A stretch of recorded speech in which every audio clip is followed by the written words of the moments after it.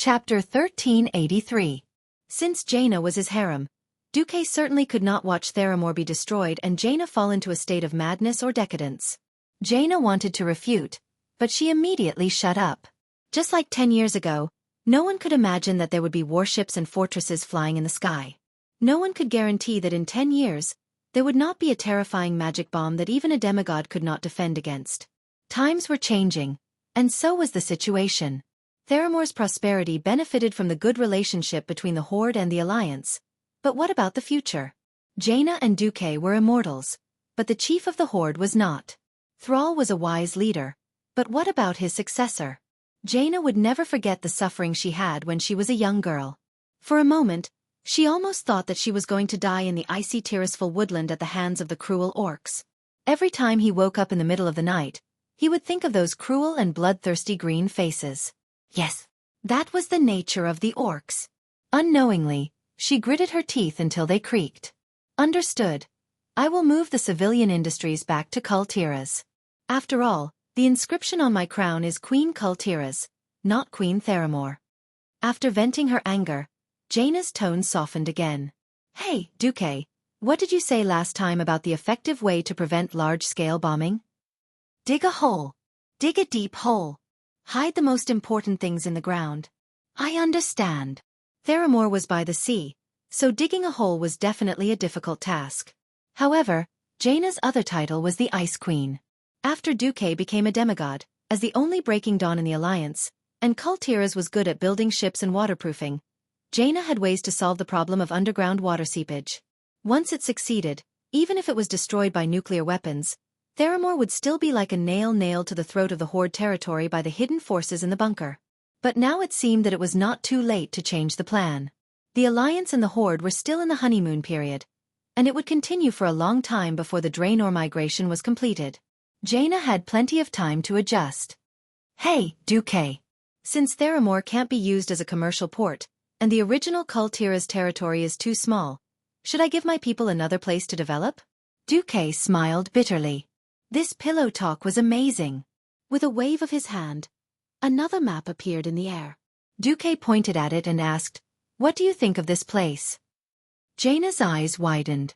At first, she was delighted, but then she hesitated. It's good, but they... Xueqi had a sneer on his face. These guys have never done anything good. You don't learn your lesson after being beaten. Instead, you hold a grudge. Since they are destined not to join the Alliance, there is no need for them to exist. The Alliance will attack directly? Jaina was shocked. Of course not, we are a fair alliance. Looking at Xueqi's mischievous look, Jaina's face lit up with joy. Baddie, no wonder I like you so much. Even though you broke off the engagement, she still threw herself at you. In September of the same year, something that was neither too big nor too small happened in the Alliance. In Stormwind's Stranglethorn Vale Expeditionary Force was cleaning up the remnants of the trolls in Zul'Gurub, who believed in the evil god Hacker. A troop of trolls led by a priest broke through the encirclement of the kingdom's army and rushed into the southern part of Stranglethorn Vale. The Alliance attempted to chase after them, but they received a warning from the goblins in Stranglethorn Vale's hidden treasure bay, who claimed that the southern part of Stranglethorn Vale was their territory. Who knew that the Zul'Gurub trolls, who hated all non-Hacker believers, would sweep through the entire southern part of Stranglethorn Vale in a short month. The Gurubashi Arena, Thin Fog Valley, and even Hidden Treasure Bay were all taken over by the red-eyed trolls.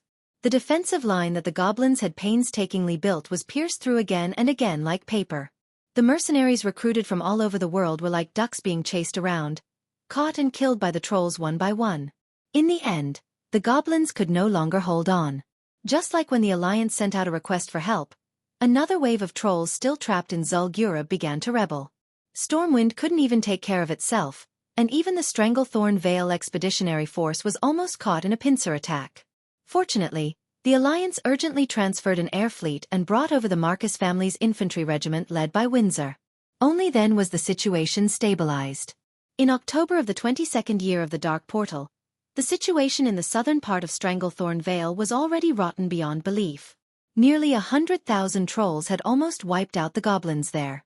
The Hot Sand Conglomerate, which controlled Hidden Treasure Bay, organized 2 large-scale landings in an attempt to recapture Stranglethorn Vale's territory, but both failed.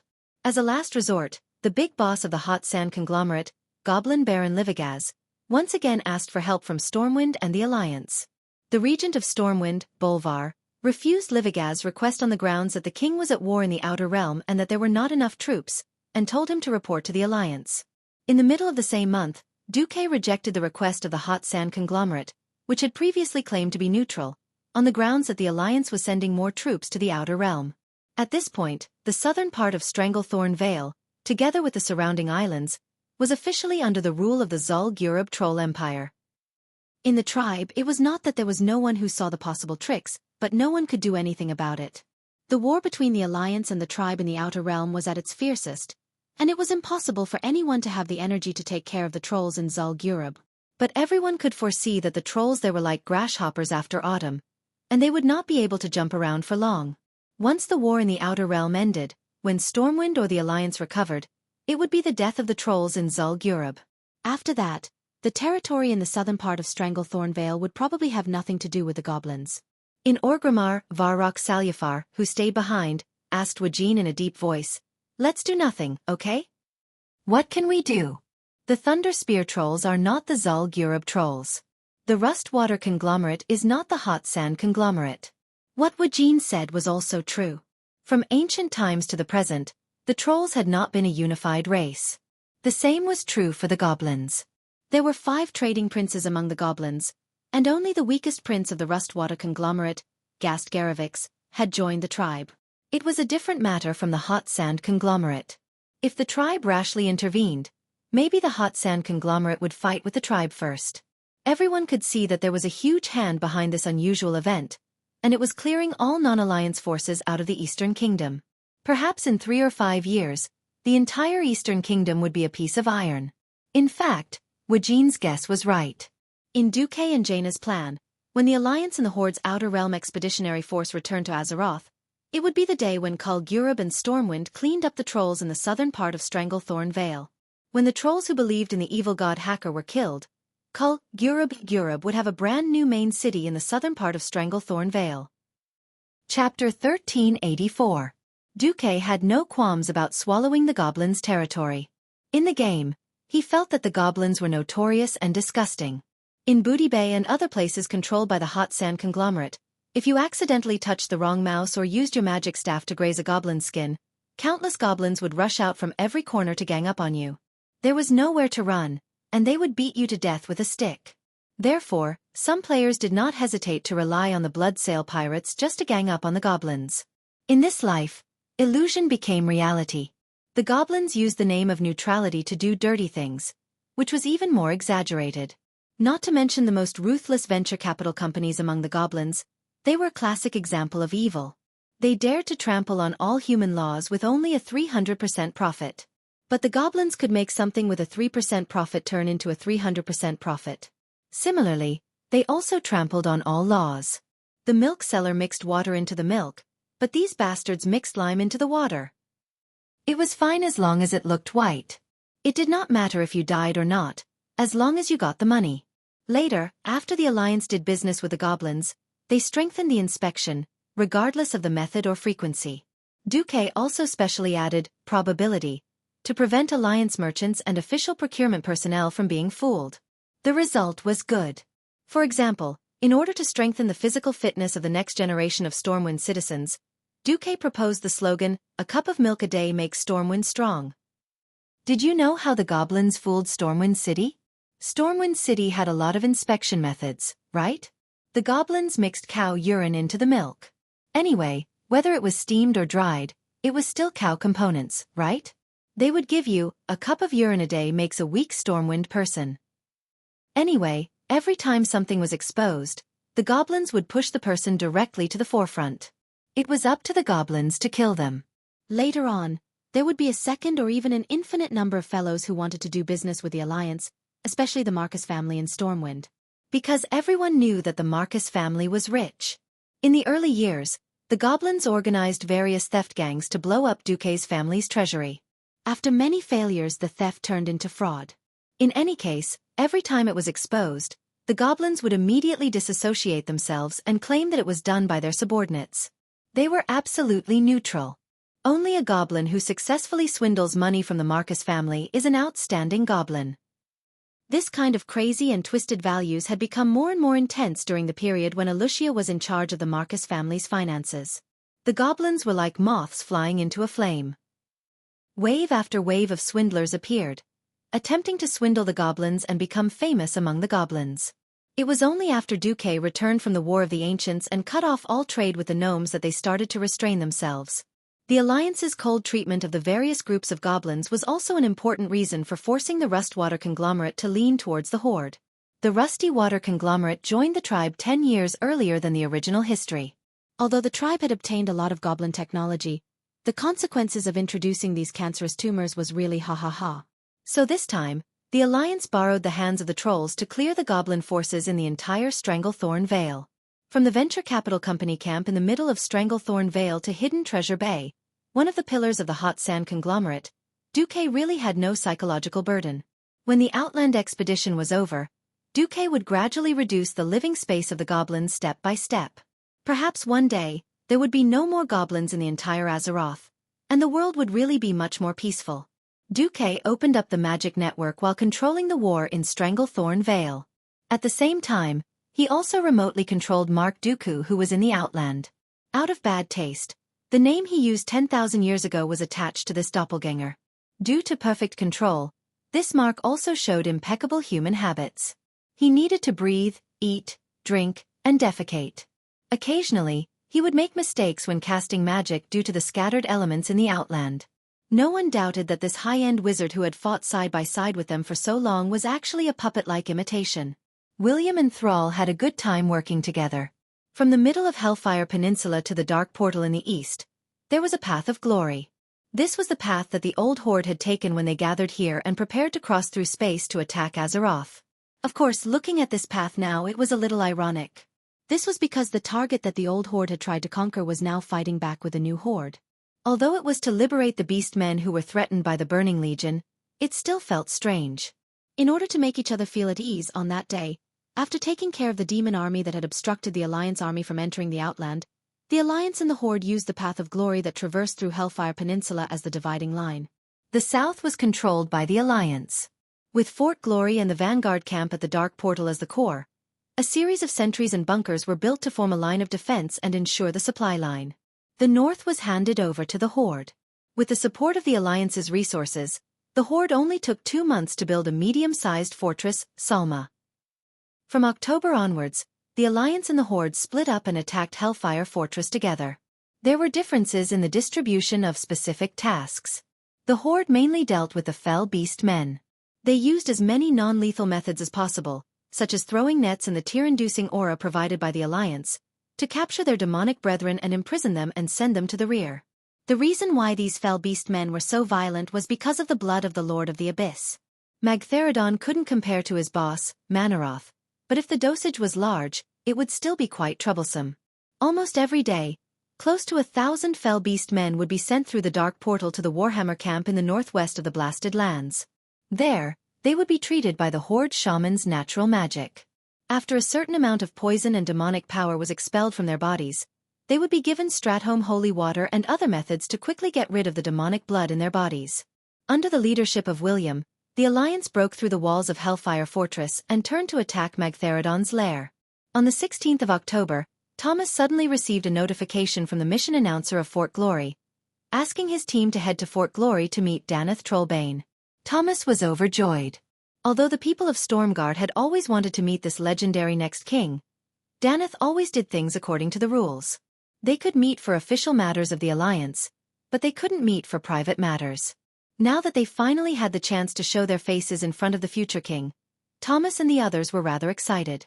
With Thomas and Xueqi in the lead, a few core members of the Highland Warrior Group arrived at Fort Glory under the guidance of the guards.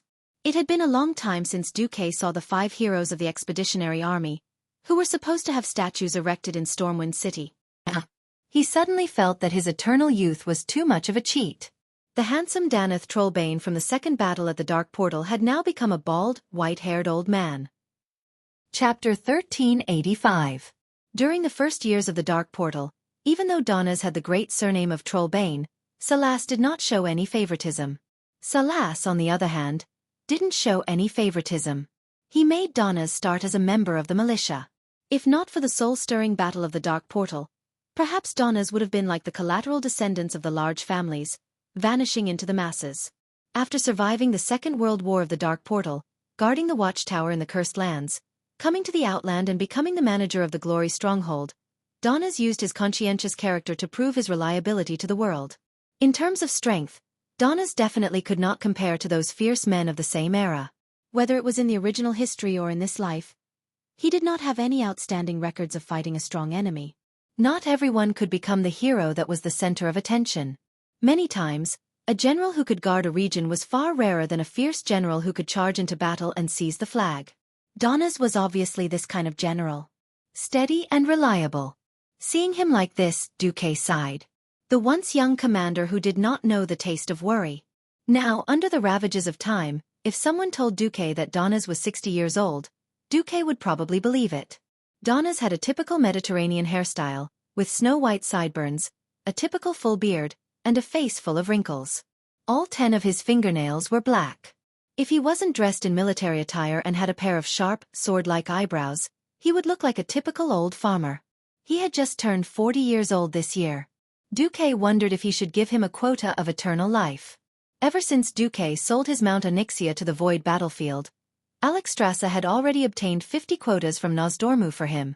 She also promised that as long as he asked, she would definitely give him enough.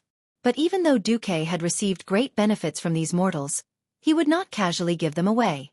Anything, once overflowing, would lose its value. Until now, Xueqi had only given Windsor and Big Van Cleef Donna's. After he returned from the Outland, he would give him another as a gift. Donna's glanced at Thomas, then at Xueqi. He was stunned for a moment, but he quickly turned his gaze back to Thomas. Xueqi, who was in Karazhan, laughed out loud. Donna's had such a reaction because before Xueqi had returned to participate in the Battle of the Ancients, he had put on a lot of makeup, almost to the point of plastic surgery. Apart from the black hair and black eyes, he looked like a completely different person. Many things could be changed, but a person's temperament was the hardest to erase. They were both wizards, and Donna's easily thought of Xueqi from more than a decade ago. Back then, Xueqi was also at the weak Morningstar realm, and had a pair of deep eyes that were filled with wisdom. Of course, today's focus was on Thomas. Donna stood with his hands behind his back and focused on Thomas. Ever since we entered the Outland, the Highland Warriors Group's results have been pretty good. 132 missions, with a completion rate of 95%. The mission release team gave you a rating of Legend. Because even if you failed the missions, you faced powerful demons that required an entire army or a hero to deal with. To tell you the truth, I am very satisfied. Thank you for your compliment, Trollbane. Marshal. Thomas actually wanted to call Donna's Your Majesty, but he was stuck. In the end, he still called him by his military rank. The position of Marshal was given to Donna's by order of Xueqi after communications with the Outland had been restored. Before the Third Battle of the Dark Portal, because of the chaos caused by Terenas and the other countries, military ranks were generally too high, and there were more marshals. After being promoted, they could not be demoted, so most of the time, marshals did what generals did in the Second World War. Basically, the generals who could take charge of an area were all marshals. Donna's was an upright soldier, and was used to the excitement of his comrades. Thomas had not said anything wrong, and he had no intention of pursuing the matter. All right, gentlemen, the Alliance would like to entrust you with a mission that is not mandatory. Because the danger level is quite high, there are no mandatory requirements for the results. This is an elite mission, and the difficulty is high, so the points and rewards will be doubled. How many points and rewards you get will depend on your results. Thomas was excited, and immediately stood at attention. We will do our best to complete the mission. Don't agree too early. The Alliance needs a small to medium-sized team that's strong and smart enough to open up the connection between Glory Castle and Shotrath City that was once severed. Also, they need to collect the topographic map along the way. This isn't an easy task. Donna smiled. His weather-beaten face had deep wrinkles. He was no longer young, but he envied the drive of those young people. Thomas had just turned 28, and was at the best age for a man. He was strong and had a lot of battle experience. As an old soldier who had experienced many wars, Donna's boasted that he could see through 99% of people, but he found that he could not see through this Mark Dooku. In his 20 years in the army, Donas had seen all kinds of mages. Most of them were from the Dalajan and Stormwind City's Royal Magic Academy. Those little fellows were like flowers in a greenhouse, and needed a long time to adapt before they could become qualified battle mages. But Mark was different. In his eyes, there was no fear of the unknown, nor was he the kind of young man who had just entered the battlefield, fearless because of ignorance. His wise eyes seemed to be able to see through all the fog in the world. This was a calmness and magnanimity that did not match his age. According to the information, this mage Kultiras should have been unorthodox and not suitable for such an important mission. Donas noticed that this Mark Dooku's identity was actually from Kultira's court. Donas thought to himself, maybe he's a disciple of some court mage who came out to train. Suddenly, Donas's confidence in this mission increased. You also know that the Alliance commander, His Excellency Duke Marcus, has become a demigod of the weave, right? Thomas and Duque nodded at the same time. Donas nodded to a white-bearded old mage beside him. The old mage said, more than 20 years ago, the Alliance still relied on people riding griffins. Most of the time, they could only send messages on horseback. But today, the Alliance can no longer do without magic. The Outland is a place where magical elements are quite unstable. Since the Second Battle of the Dark Portal, the Alliance has been using magic to send messages. It seems very bad here. Sometimes we can guarantee continuous communication for a few hours, and sometimes we can't contact the outpost 3 miles away for a few weeks. Chapter 1386. The first thing you need to do is to go southwest from Glory Castle and enter the Thorn Path. Set up a magic communication relay device every 5,000 yards. With them, we can guarantee communication in 99% of cases. Make sure they are in a safe place and not destroyed by monsters. Also mark them well. Your basic mission is completed. After saying that, the old mage bowed to show that he was done. Donas spoke again. Next is the follow-up mission for the advancement. For every additional part completed, there will be double or even triple the points and rewards. The details are written in the report. First, if possible, try to reach Shotrath City. The Alliance urgently needs information on Shotrath City. Finally, if possible, try to escort at least one emissary from Shotrath City back. The mission was clear and the direction was clear. There was nothing much to say. Since entering the Outland, Thomas and the other Highland Knights had mostly taken on missions to clear the monsters around Glory Castle. They were very familiar with the terrain and the way to fight monsters. And this time, there was a big bug mount that was completely different from the Alliance. Although it affected the appearance of the city, it had to be said that the Karaji bug mount was really useful. It had a high IQ and could basically understand the master's thoughts under the control crystal. Not afraid of death, able to fight. Even if the bug was thrown to cover the rear, it wouldn't complain. It could climb mountains and wade rivers, and it wasn't picky with food. It could eat dead monsters, rotten meat, rotten wood, and even its dead companions could become food. Basically, other than being ugly, it was all good points. Everyone was quite disgusted with the Alliance letting go of those bugmen who had killed so many of their compatriots. As the war went on, everyone accepted these strong bugs. The Horde had the battle wolves, the Alliance had the bugs. It sounded a notch lower, but it felt more useful than the battle wolves. Moral integrity was not as valuable as life. No taste, no moral integrity, or life was more important. As long as one was in the middle or lower ranks, they would choose it. And the bug mount could be replenished endlessly. Delicate things like battle horses were not so easy to replenish. The mission was decided. At this moment, in the bedroom on the top floor of Karazhan, Jaina reclined on the chaise longue, elegantly sipping a mouthful of black tea. Then, she put down the exquisite white porcelain cup and quietly watched the internet addict demigod play games. Of course, she didn't know that Dumuk's dream before he transmigrated was to have his own game room with a big screen and top-notch equipment. Even playing Minesweeper with a 4-way Titan graphics card was a decadent and depraved game. On the contrary, Jaina felt that Duque, who was working hard, was very charming. Due to the damage to his Azeroth astral soul, he had no choice but to stay behind. He had no way to conduct the frontline command that he loved the most, and he had no way to personally participate in the great adventure against the evil enemies. Yet, he was still able to find joy in this kind of situation, using his imagination to find a new solution. Sure enough, Only a man like this was qualified to possess her in such a domineering manner. He even made her accept the fact that she was just a part of his harem without any complaints or regrets. Hey Duque, are you really not going to consider directly intervening in the affairs of the Outlands? Jaina asked as she rested her chin on her hand. Duque shook his head. Now that I think about it, even if I didn't want to stay here, I shouldn't have gone to the Outer Realms. Now, Kill Jaden and I can be considered to be trading pieces. Duel? Indeed, if Duque did not go to the Outer Realms, he would be able to avoid the traps set by the Burning Legion in the Outer Realms. Duque did not move, and Elune was also there, so they would be restraining Kill Jaden. However, Duque used a remote control method to solve the problem of him not being able to directly participate in the battle. If it was any other powerhouse, they would most likely not be able to affect the overall situation because they had switched to a clone. Duque was a weirdo. As a transmigrator, he had used his intelligence to kill countless strong enemies. He believed that this time would not be an exception. Anyway, even if he really lost, it would only be a clone, and he could make it in half a day. Although I don't have unlimited revivals this time, I will play the clone war with you. Let's see if you're afraid. The next day, Thomas and the rest were ready. The Highland warriors had 38 people, a total of 120 insect mounts. It could be said that one person rode 3 mounts. They majestically set off from the south gate of Honor Castle, taking a detour to the thorny path. After leaving Honor Castle, Duque looked at the sky and secretly sighed. What's wrong? Thomas asked. Nothing, it's just that I can't get used to this kind of world. Indeed.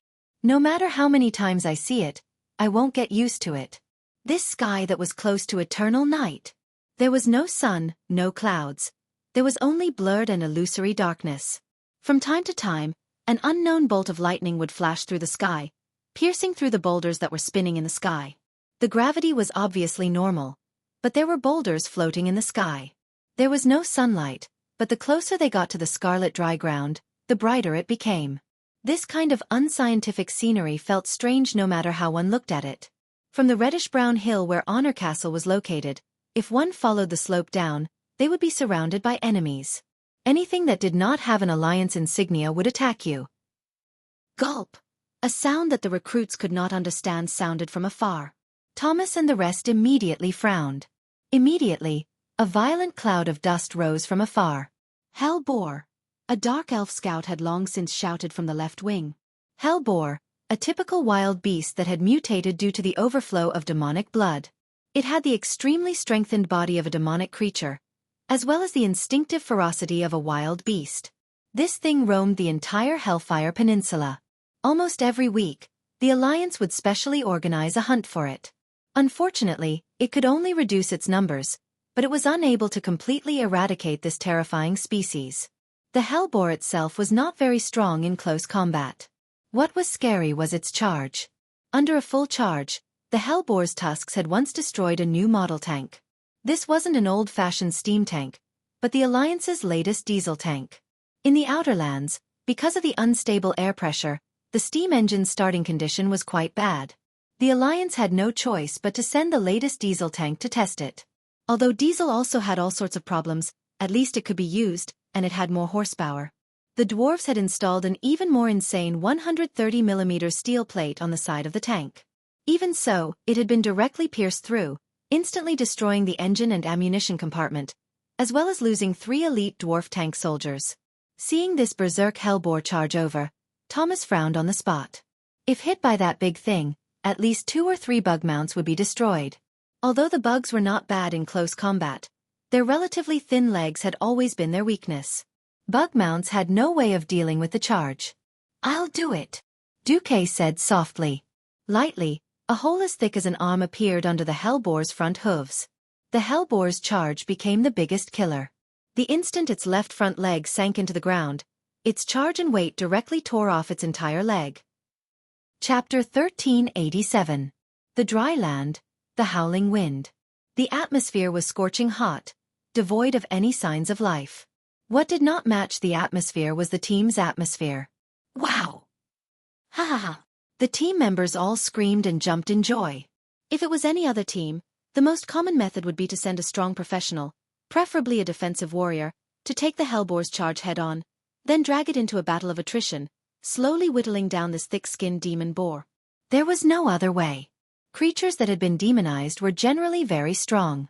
But now there was a newbie rider, a big shot, personally controlled by Xueqi, Mark Dooku. That was to turn something rotten into something magical. Unless it was an undead creature, no one would be able to endure tearing off a leg while sprinting at high speed. The hell boar, which only had 3 legs left, screamed in pain. It struggled madly, venting the rage in its heart, trying to use its hooves and horns to kill any creature that approached it. If this was a mission issued by Honor Castle, they would probably have to fight a fierce battle to take care of this thing, but they had a more important mission. Mantis shrimp, let's go! Xueqi patted the red bug mount he was riding. The insect let out a low hum, then moved its 4 sharp and long legs and ran away. Ha ha ha ha! Awesome! Thomas and the others laughed and followed. The Hellfire Peninsula was a hellish place, a world where the strong preyed on the weak. If they left this 3-legged boar that weighed more than 2 tons here, it would not live for long. Moreover, this place was not far from Honor Castle. The guards on the guard tower had already seen this scene. Just because Xueqi and the others did not accept the mission didn't mean that others did not. As a matter of fact, there were already other teams eagerly rushing out to take advantage of the situation. Thomas and Xueqi did not care. The group of people swaggered off. The bug mount was very fast, over 40 kilometers per hour. But because of the strange curvature of the bug's legs and multi-joint shock absorption, it was not as bumpy as a horse. Not long after, the towering Honor Castle behind them disappeared into the horizon. A day later, the outermost guard tower in the southwest of Honor Castle was also left behind. The team had completely left Glory Castle's territory. Yeah, Thomas used a very standard charging movement while holding a lance that was over 5 meters long in his hands. The sharp spearhead accurately pierced through the head of a steel-toothed marauder while moving at high speed, and the rather tough head of the marauder directly exploded like a rotten watermelon. Purple blood splattered in all directions. At the same time, the center of the spear that was supposed to slow down the momentum of the knight and the lance exploded. Let's go! Thomas did not stop and called for everyone to continue the assault. This insect also had a 4-legged pedestal-like base. Its lower body was very similar to the Karaji insect people, but its Magada-like upper body was abnormally ugly. However, its mouth full of buck teeth was not just for decoration. Xueqi had personally seen an Alliance Knight get his upper body bitten off less than 20 meters in front of him. Please note that the entire upper body was bitten off together with the 5 mm thick plate armor. From another aspect, this reflected that Thomas's shot was quite exquisite. For a giant insect with high speed and agility, he could still change the direction of the spearhead while charging at high speed along with the head of the steel-toothed marauder. This skill was like stabbing a matchbox with the spearhead at 60 kilometers per hour. It was amazing. Should it be said that he was worthy of the title of Highland Knight? Along the way, there were no hordes of monsters, but there were still all kinds of losses. 3 Karaji insect mounts had their legs broken. Because they had just set out, their supplies were still quite full. They could only move the most important supplies, abandon the excess goods, and let the 2 insects fend for themselves. 2 cavalrymen from Lordaeron were ambushed by a void demon. Half of their bodies were swallowed, and there was no need to pull them out. Only half of them were left on the spot. Xueqi used a round of arcane missiles to finish off the void demon, which could be considered revenge. After spending 3 days, the team arrived at the thorny path. Looking at the scene, almost everyone frowned. Isn't this too dangerous? Thorns were thorns, yes, but the roots were huge thorny plants that needed 2 people to wrap their arms around. It was a nightmare. The only path was an arched passageway in the thorns that could accommodate 2 carriages side by side. This was the so-called path. In theory, this could lead to the Taraka forest, but no one knew what was in this path, or if the path would become smaller and smaller after entering. In the end, they were tragically stuck inside, unable to advance or retreat. Thomas used his spare knight's spear to poke at the thorns, and found that the spear was not sharp enough. If a person were to collide with it, gulp! Everyone could not help but swallow their saliva. Findley, can you do anything? Thomas called out to a night elf. As a member of the Cenarian Expeditionary Force, Findley Swiftspear was specially transferred here for this mission. This elite druid looked at it, carefully sensed it, and shook his head. No. The land here is full of corrosion and decay, My power is not enough to affect the land here. Not to mention these thorns that have been here for at least 1,000 years. Thomas looked at Xueqi again, and Xueqi also shook his head. These hardened thorns were quite resistant to fire even if they were dead. If Xueqi's main body was here, he would have flattened it. Finally he looked at the sky and soon Thomas gave up. There were still many flying beasts wandering in the sky. They circled back and forth, gauging each other's strength. From time to time, a raptor would suddenly attack another, and then feathers, blood, and even organs would fall from the sky. The prize for the winner was the corpse of the loser. The Alliance tried to send a team of griffins over, but only one griffin knight returned alive, and he died not long after. Let's go in. I'll go first. Shaking his head, Thomas took the lead and rode the worm into the thorny path. The dense thorns quickly blocked out all external light. Even with a torch in hand, they still had the vague feeling that they would die the next moment and be impaled on the thorns. This was a path that no one had used for at least 10 years. If not for the fact that most of the thorns had died due to the decay of the land, such a path would have long been covered by plants. Even so, the team was still extremely careful. The only fortunate thing was that Xueqi gave way to a dozen fireballs. The team formed a long snake formation around them, allowing the light to be slightly better. At this moment, Thomas, who was at the front, suddenly heard a scream coming from a place further ahead. Someone was attacked. Chapter 1388. There were people in front of the thorny path? Thomas's first reaction was that it was impossible. Before he left, he had already confirmed that his team was the only one sent by Honor Castle. Now the main force of the Alliance was besieging Hellfire Citadel under the leadership of King Varian, and no matter how far the Alliance scouts went, they could not pass through Zangermarsh, which was further west of Hellfire Peninsula. Now, the entrance to the swamp was filled with a thick poisonous fog. Before the Cenarian Expeditionary Army's druids purified the fog, no one could pass through. Could it be Draenei? Xueqi finished Thomas's words. Perhaps this was the only explanation.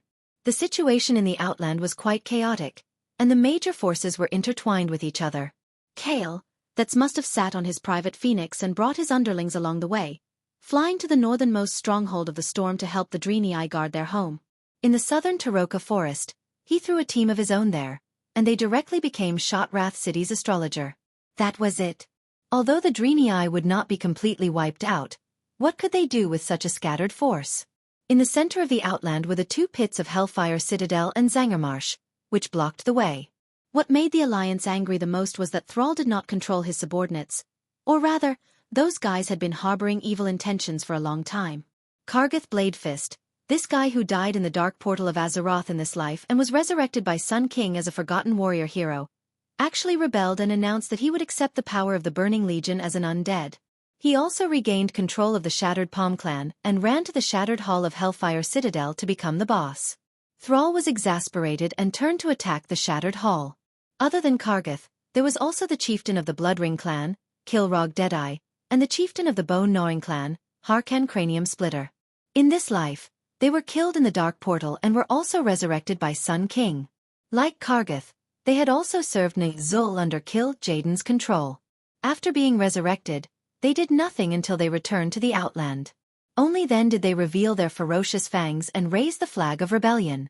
Unlike Kargath, Kilrog and Harkan were nowhere to be found. Xueqi suddenly had a feeling that the situation in front was related to these two chieftains who had run off. Charge!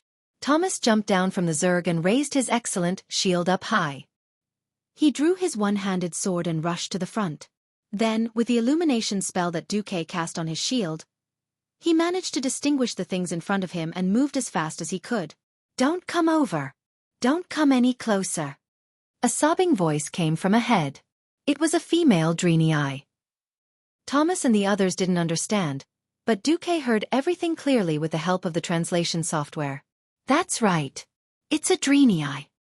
Xueqi's words made Thomas advance even faster. Thomas carefully placed the upper part of the large kite shield on his visor, revealing only half of his helmet. Using the gap in his helmet, he tried his best to look into the distance. He was close. He was close. It was getting closer and closer.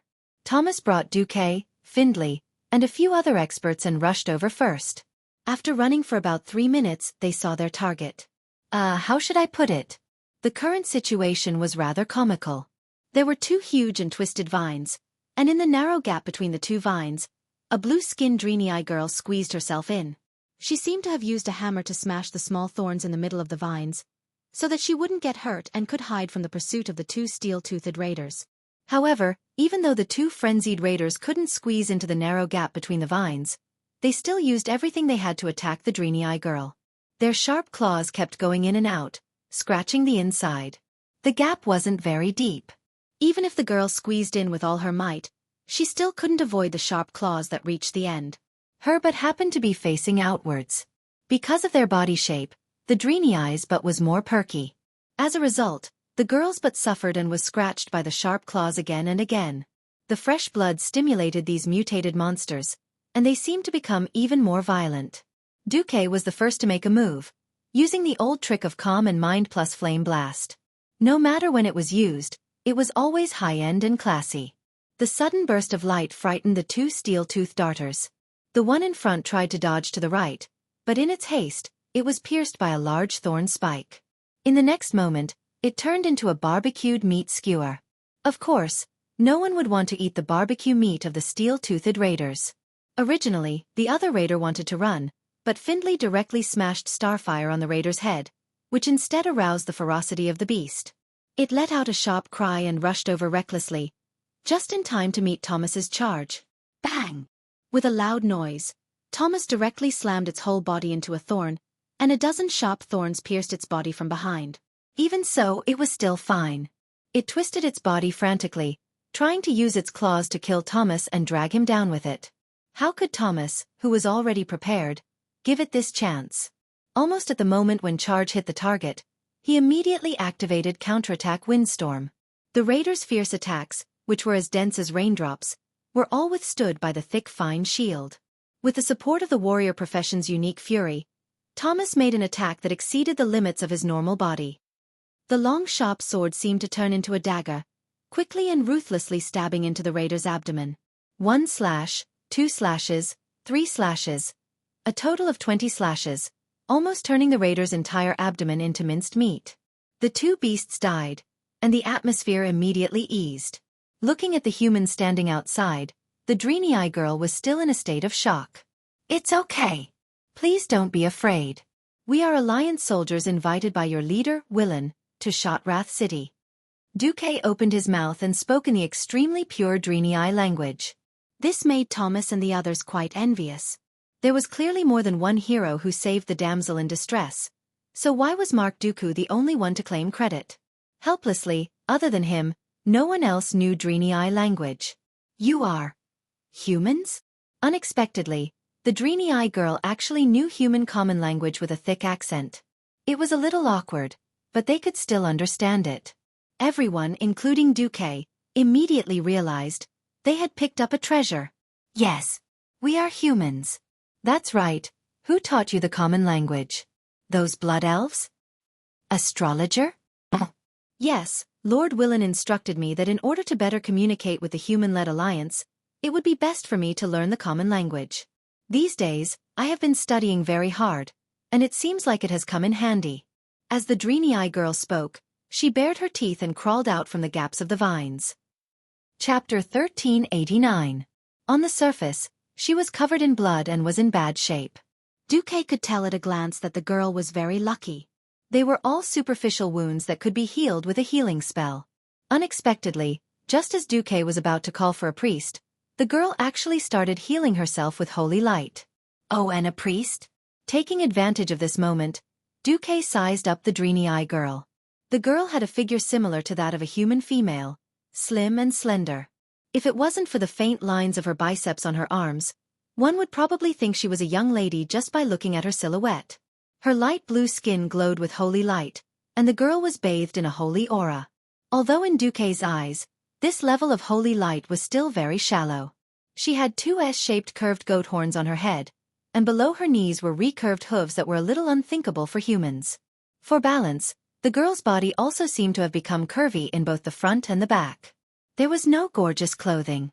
The dreamy-eye girl was dressed like a typical commoner girl. The white linen top only covered her well-developed outland peaks. It seemed to be a typical off-the-shoulder outfit for ease of movement. The top that went from below her ribs to her neck made her neck look even more slender. A pair of leather pants that should have been brown had now turned dark red due to the blood staining them. She carried what in theory was a short warhammer in her hand, but in Xueqi's eyes, it was just a wooden stick and a metal lump. Xueqi noticed that there was no blood on the head of the warhammer. There wasn't even any blood left behind. A rookie on the battlefield for the first time? Xueqi really didn't know why Wei-Luan would send such a rookie to die. In the chaotic Outland, it was enough for her to die 100 times. But no matter how he looked at it, this guy's luck was EX+. If she had the ability to come to the thorny path alone, she actually ran into the once-in-a-century Alliance advance team. "Excuse me, can you please turn around?" "Aye aye." The dreamy-eyed girl's face was red. While Thomas was still in a daze, Xueqi had already come to a realization. She felt that her buttocks had been pierced by the flying man's sharp leg. Now that she was going to heal herself, it was really indecent to be injured there. Xueqi thought for a moment. Seeing that this guy wouldn't have a high-end item like a storage space bag, he directly handed over a piece of canvas. "Thank you." The girl's face turned even redder, like a freshly steamed prawn, and she quickly took the canvas. A few minutes later, Thomas met up with the rest of the army, and the dreamy-eyed girl's wound was also healed. Seeing the large canvas patch on the girl's butt, Thomas, the silly goose, suddenly came to a realization. The girl was quite clever with her hands, because Xueqi also saw a hole above her butt. The edge of the hole was even smoothed out, so that the dreamy-eye's nearly half-a-meter-long blue tail could be seen. What a nimble tail. It wagged and wagged, bending left and right. Xueqi couldn't help but think of when he was taming dragons. Sometimes, he would get Onyxia in human form to give him a red tail that was proportional to a human's body for him to rub. Every time he saw the strange dizziness on the black dragon princess' face and heard her moans, Xueqi would feel very satisfied. This was like stroking a cat. Addictive. Suddenly, the dreamy-eyed girl screamed, attracting everyone's attention. Only then did Xueqi realize that his hand was cheap. He actually reached out to grab her tail and rub it. "Sorry, I was too curious. Is this the first time you've seen a dreamy-eye?" Yes." Xueqi lowered his head. "My companion didn't mean to offend you. We're actually all very curious," Thomas hurriedly explained. "No. It's okay, it's not your fault. But please don't touch a dreamy-eye's tail so casually in the future. They usually get angry, especially males." The girl lowered her head. Then the girl took a deep breath and raised her head. There was a look of self-encouragement on her face. Even though there was still fear in her eyes, she tried her best to encourage herself and clenched her small fists. "Please forgive me for being flustered. I've never killed anyone before, large creatures. My name is Imriel, and I'm Karabayer's apprentice. Are you the vanguard sent by the Alliance? Looks like the Holy Light is really on my side today. Then I'm willing to go with you. Let's go to a safe place first."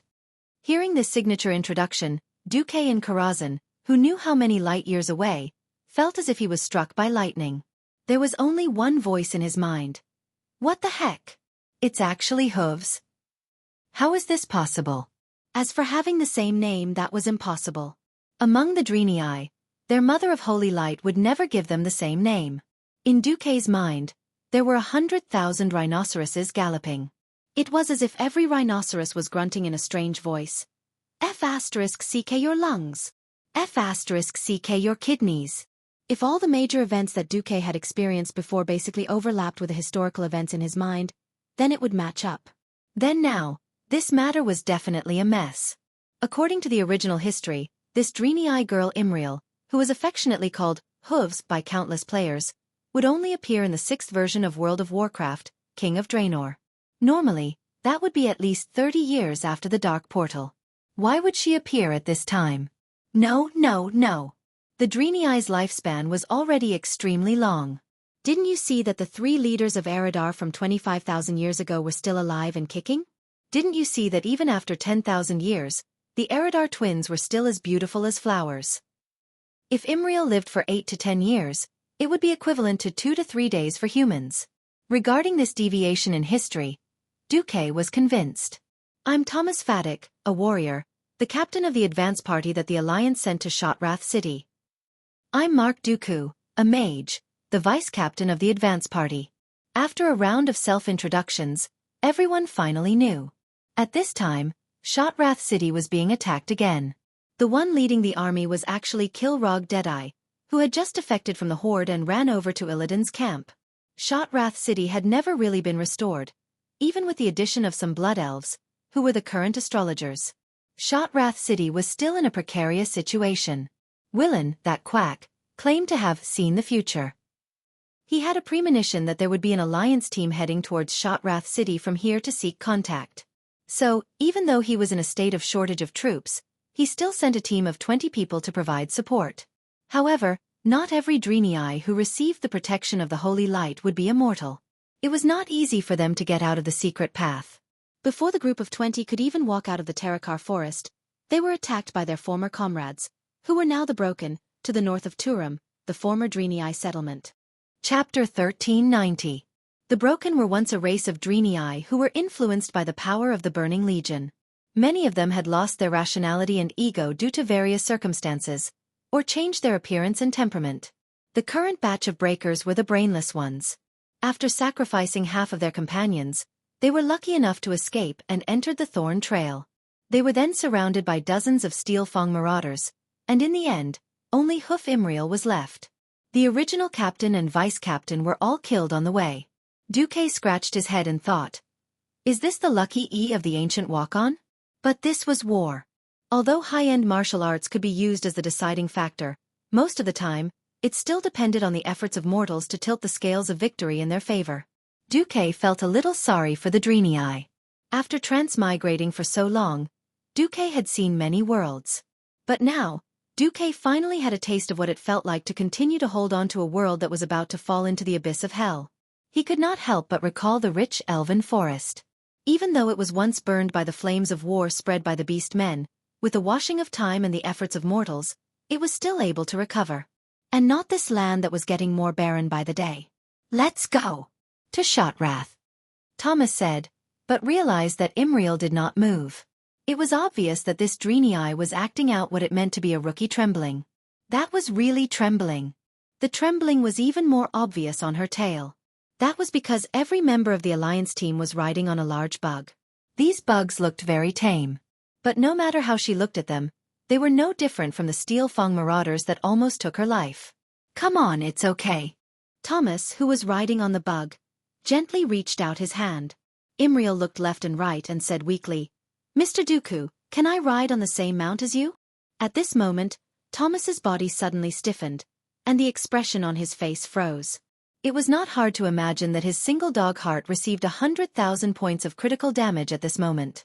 The bystanders couldn't help but wonder if a gust of evil wind would blow in the next second, and cause his entire body to be eroded and dissipate with the wind. Xueqi's face was full of embarrassment. In Karazhan, Jaina slammed the table and laughed. Xueqi, I didn't expect you to be able to provoke the little girl even though you're controlling an avatar. Wahahaha. Is this the legendary fatal invisible flirting? What else could Duke do when the other party had already said so? Mok, who was controlled by Xueqi, smiled and said, It's my honor, madam. There's another advantage to sitting behind me. At least you don't have to be afraid of being pricked by the edges of the armor. If that was the case, then forget it. I've never ridden a mount before. Can I sit in the front? I'm afraid I'll fall off. Thomas received an additional 1 million points of critical damage to his soul. Sure. While riding on it, Imriel noticed a detail. She noticed that there was a line of words engraved on the hard shell of the worm's neck. Mount Akina. This is...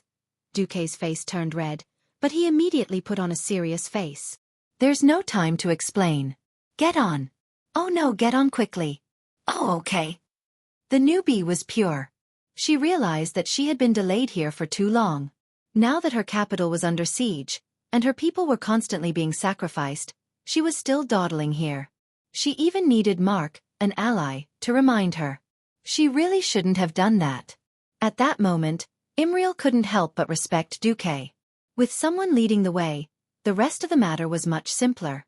They still needed to pass through those few areas. Under Imriel's lead, the Alliance's advance party could avoid many places where monsters gathered. While looking for a place to insert the magic net signal booster, they pushed forward. The advance party spent 5 days and finally passed through the thorny rocky grounds, bypassing Turam, and arrived at the southwest of Shotrath City. Shotrath City was the capital of the Draenei people of Draenor. Another meaning of its name was where the Holy Light is. After Killed Jaden deceived Nazul and provoked the orcs to start a war against the Draenei, a fierce battle broke out here. Although the Draenei held fast to the capital, Shotrath City still fell. The entire city was reduced to ruins until Shatar came here. Originally, this place had already begun to be rebuilt. Although the progress was incomparably slow, it was indeed being rebuilt. Unexpectedly, after Illidan returned to the Outland, in order to make the entire Outland his strongest backing, he began to purge all those who opposed him. At that moment, the sound of war drums outside could be heard even a few kilometers away, reaching the center of Shotrath City. Unlike the tense atmosphere of the battle outside, the center of Shotrath City was quiet. Shotrath City had a strange structure. In the center, there was an incomparably huge hemispherical hall. The buildings of the Draenei all had a similar style. This hall was a bit like the Temple of Karabaer, the Draenei's holy land. It was supported by huge gray-brown pillars. In between the gaps of the stone building, it was all dazzling purple and blue glass. The pointed leaf-shaped doors were stacked one after another. No matter when it looked like a beautiful work of art. In the center of the hall, there was a human figure made of countless golden leaf-like fragments floating in the air. That was the synonym for holy light, Naru. This kind of energy creature with a strong sense of self was the most resolute existence against the Burning Legion.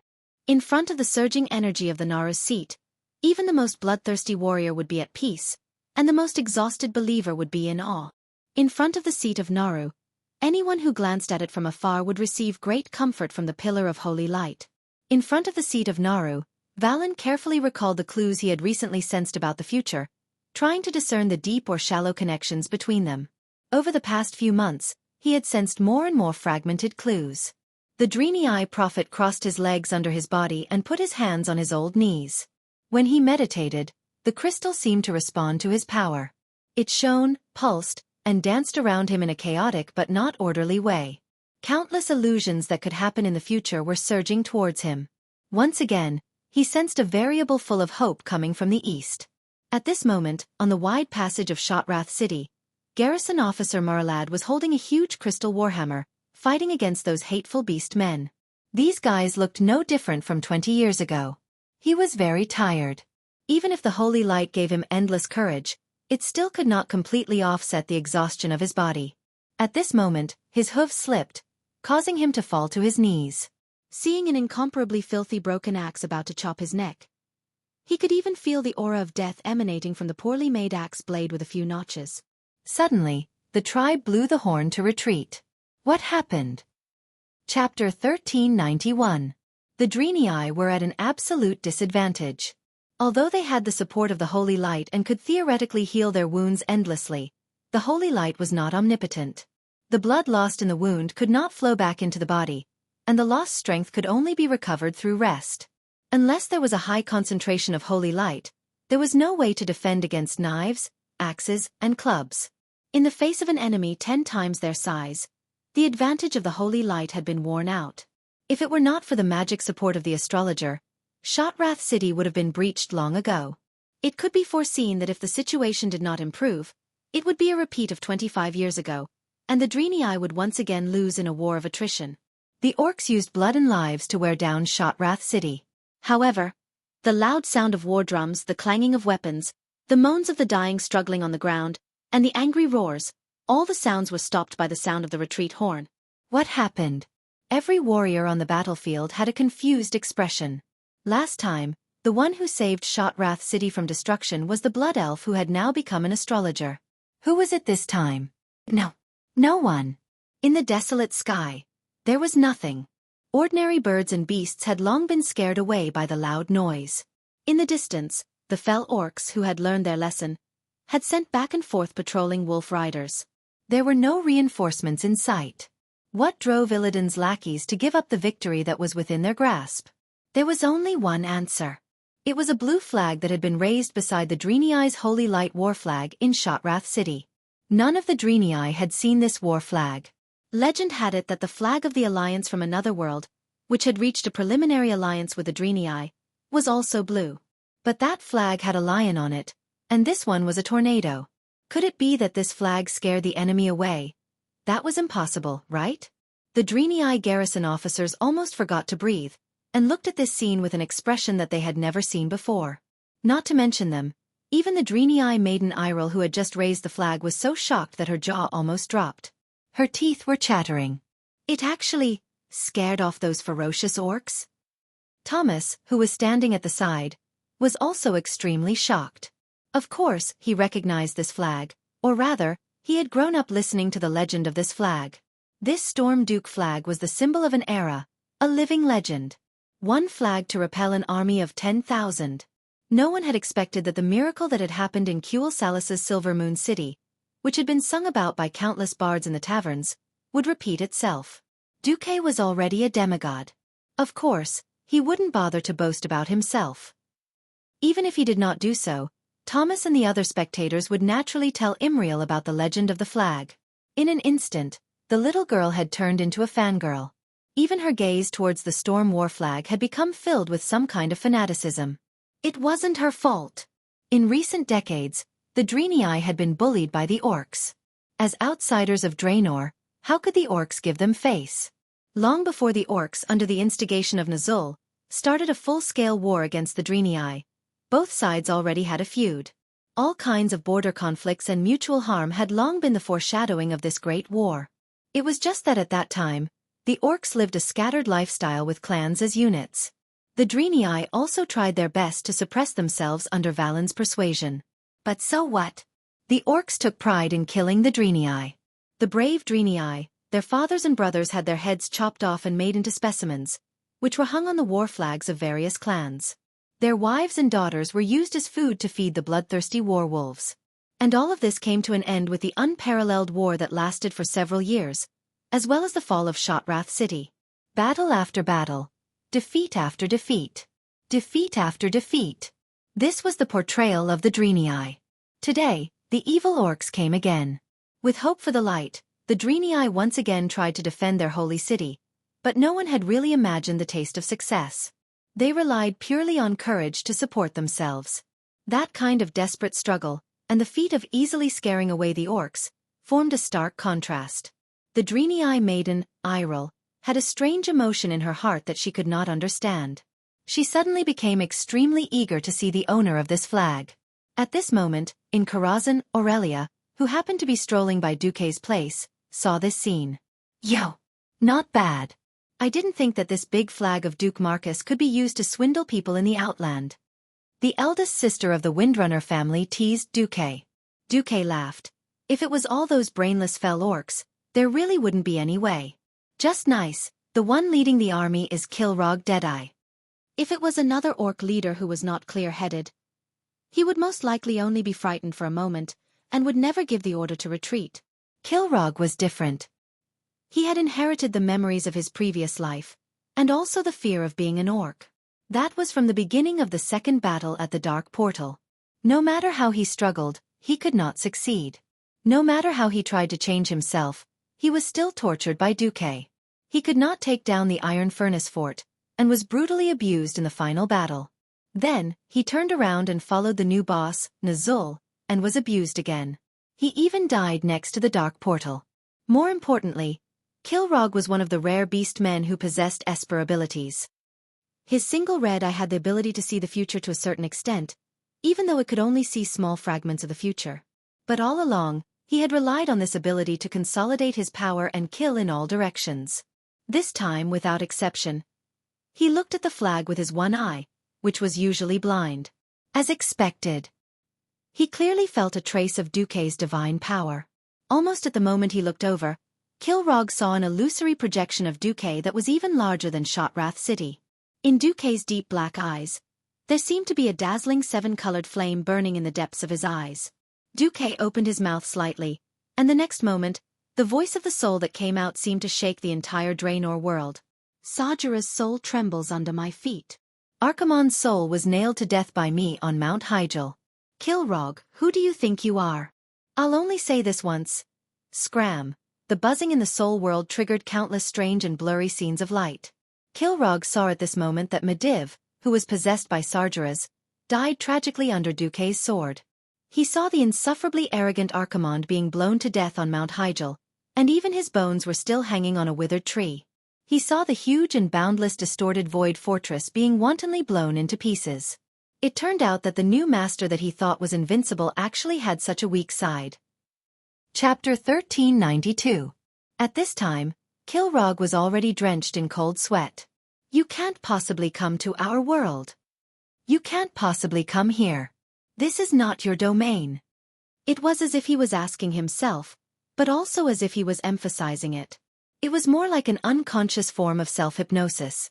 In his dazed state, Kilrogg muttered these words over and over in a neurotic manner. What did I do wrong? No. I didn't do anything wrong. Sa was too weak. Orcs will never be slaves? Bah! What he's doing now is to turn the Horde into eternal slaves of the Alliance. This world is the territory of the orcs. It's the world of the Burning Legion. You're just a demigod from the outside world, you can't do anything. Kilrogg was a smart person full of ambition. He would obey the strong, but that was under the premise that the other party had shown his decisive strength. He firmly believed that Illidan under killed Jaden could better fight against the detestable Alliance. So, after returning to a place he was familiar with, he brazenly chose to raise the flag of rebellion. The funny thing was that when he faced Duque again, the first thing he thought of was the terrifying days when he was dominated by Duke Marcus. Continue to charge? No. No way. That guy is crazy.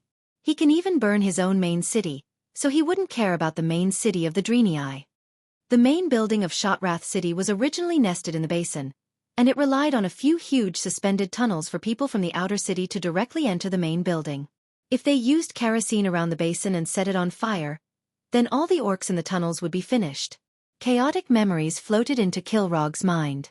The more he didn't want to think about it, the clearer his dusty memories became. The orcs had absolute military strength? Haha. That wasn't the first time. One fire burned the elven forest, and nearly 100,000 orcs were burned to the ground. So what if they attacked Stormwind City? Another fire burned another 100,000 of your elites. They had an overwhelming military strength, but every time, hundreds of thousands of orcs would be buried at the bottom of the sea, all to be fed to the fish.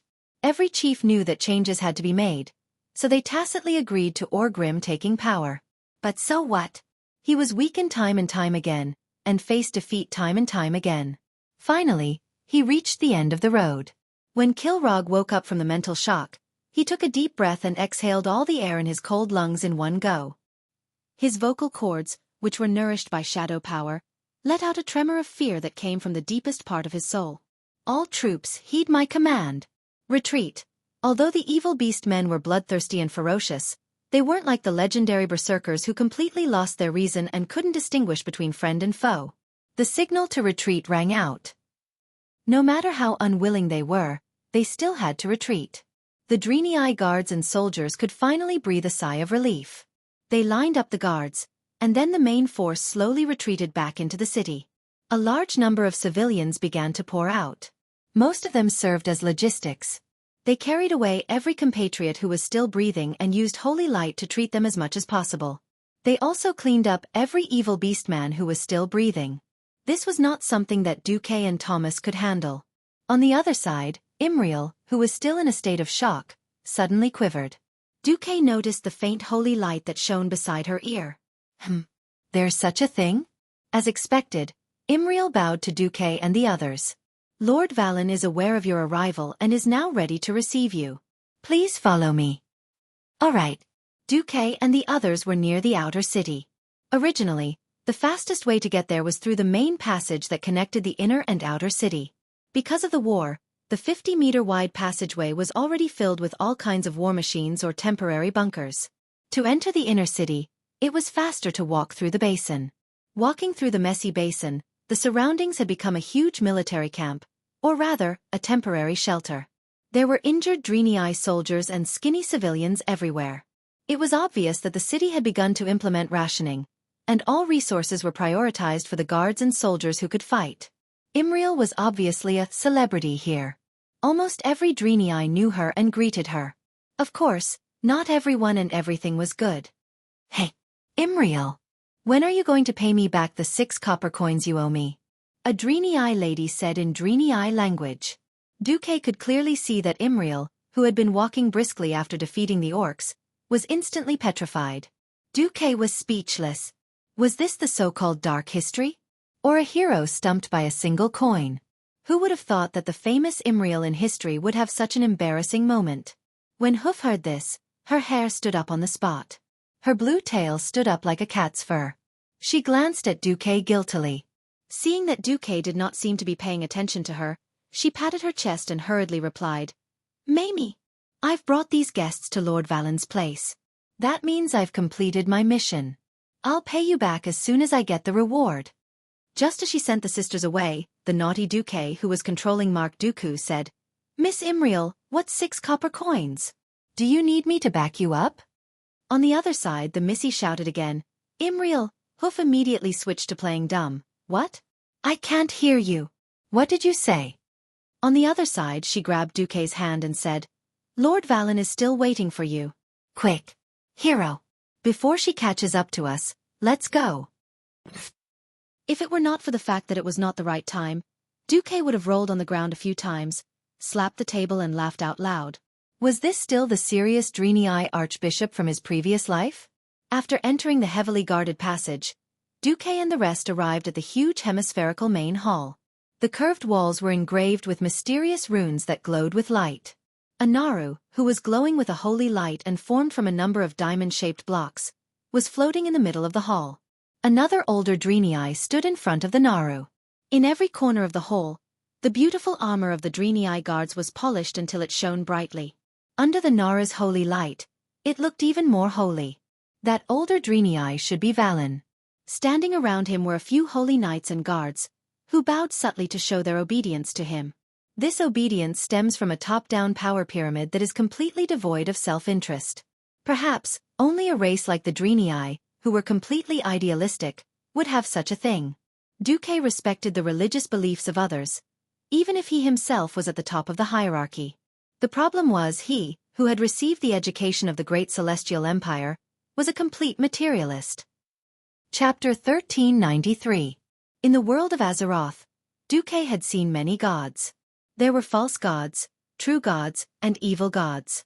The biggest feeling that these gods gave Duke wasn't that they didn't have their own ideals, but that they were more humanized. Hacker was brainless and xenophobic. Thun was immoral and devoured everything. Elune was willing to take care of all good creatures under the stars. None of these gods were as pure as the Naru, and none of the believers were as completely selfless as the Draenei. Now that Xueqi had stepped into the realm of the gods, he should be prepared to have some fanatics who worshipped him.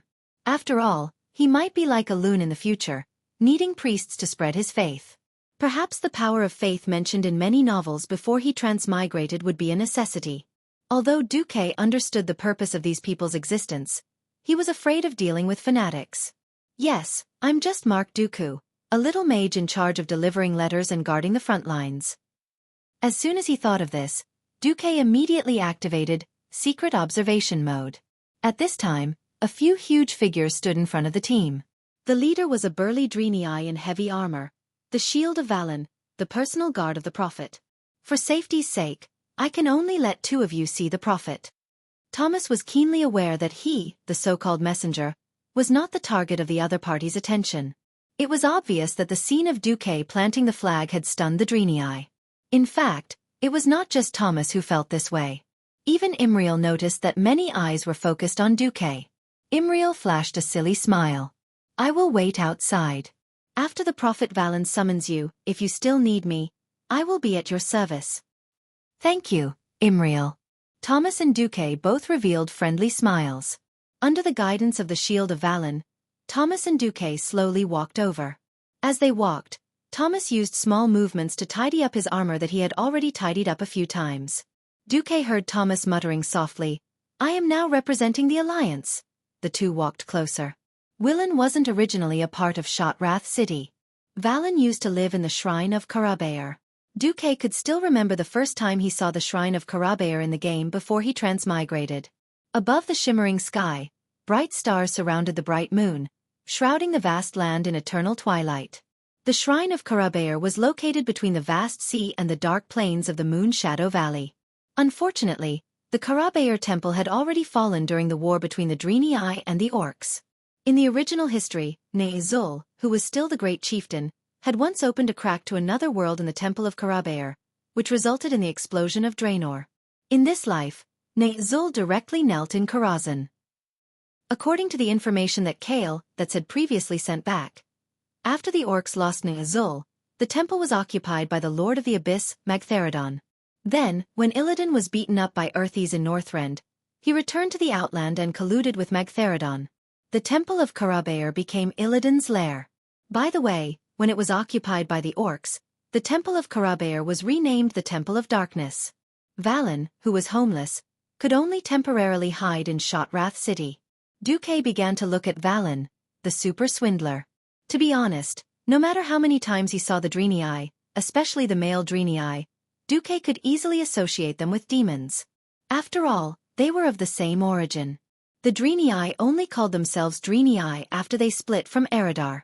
It was hard to imagine that the same race could give birth to the Draenei, a race of extreme light, and also evolve into the incomparably evil race of Eredar. Valen was very old.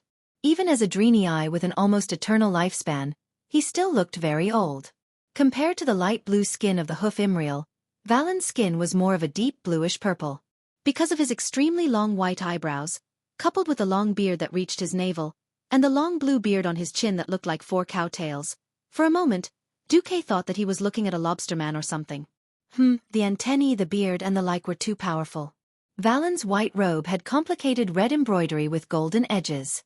Coupled with the noble and elegant purple as embellishments, and the huge back that looked like 4 torches that were taller than his head, he looked, even more like a swindler. Towards these fancy things, Xueqi did not feel anything. However, when Xueqi and Valen looked at each other, he was suddenly shocked. At first, Valen's gaze was extremely calm, even to the point that his gaze felt like sunlight. For countless years, months and days, it warmly shone upon every living being. His deep gaze was filled with wisdom, and it gave off a trance that could easily see through all falsehoods. However, in the next moment, the eternal calmness on Valen's face was swept away, replaced by a fleeting shock and anger.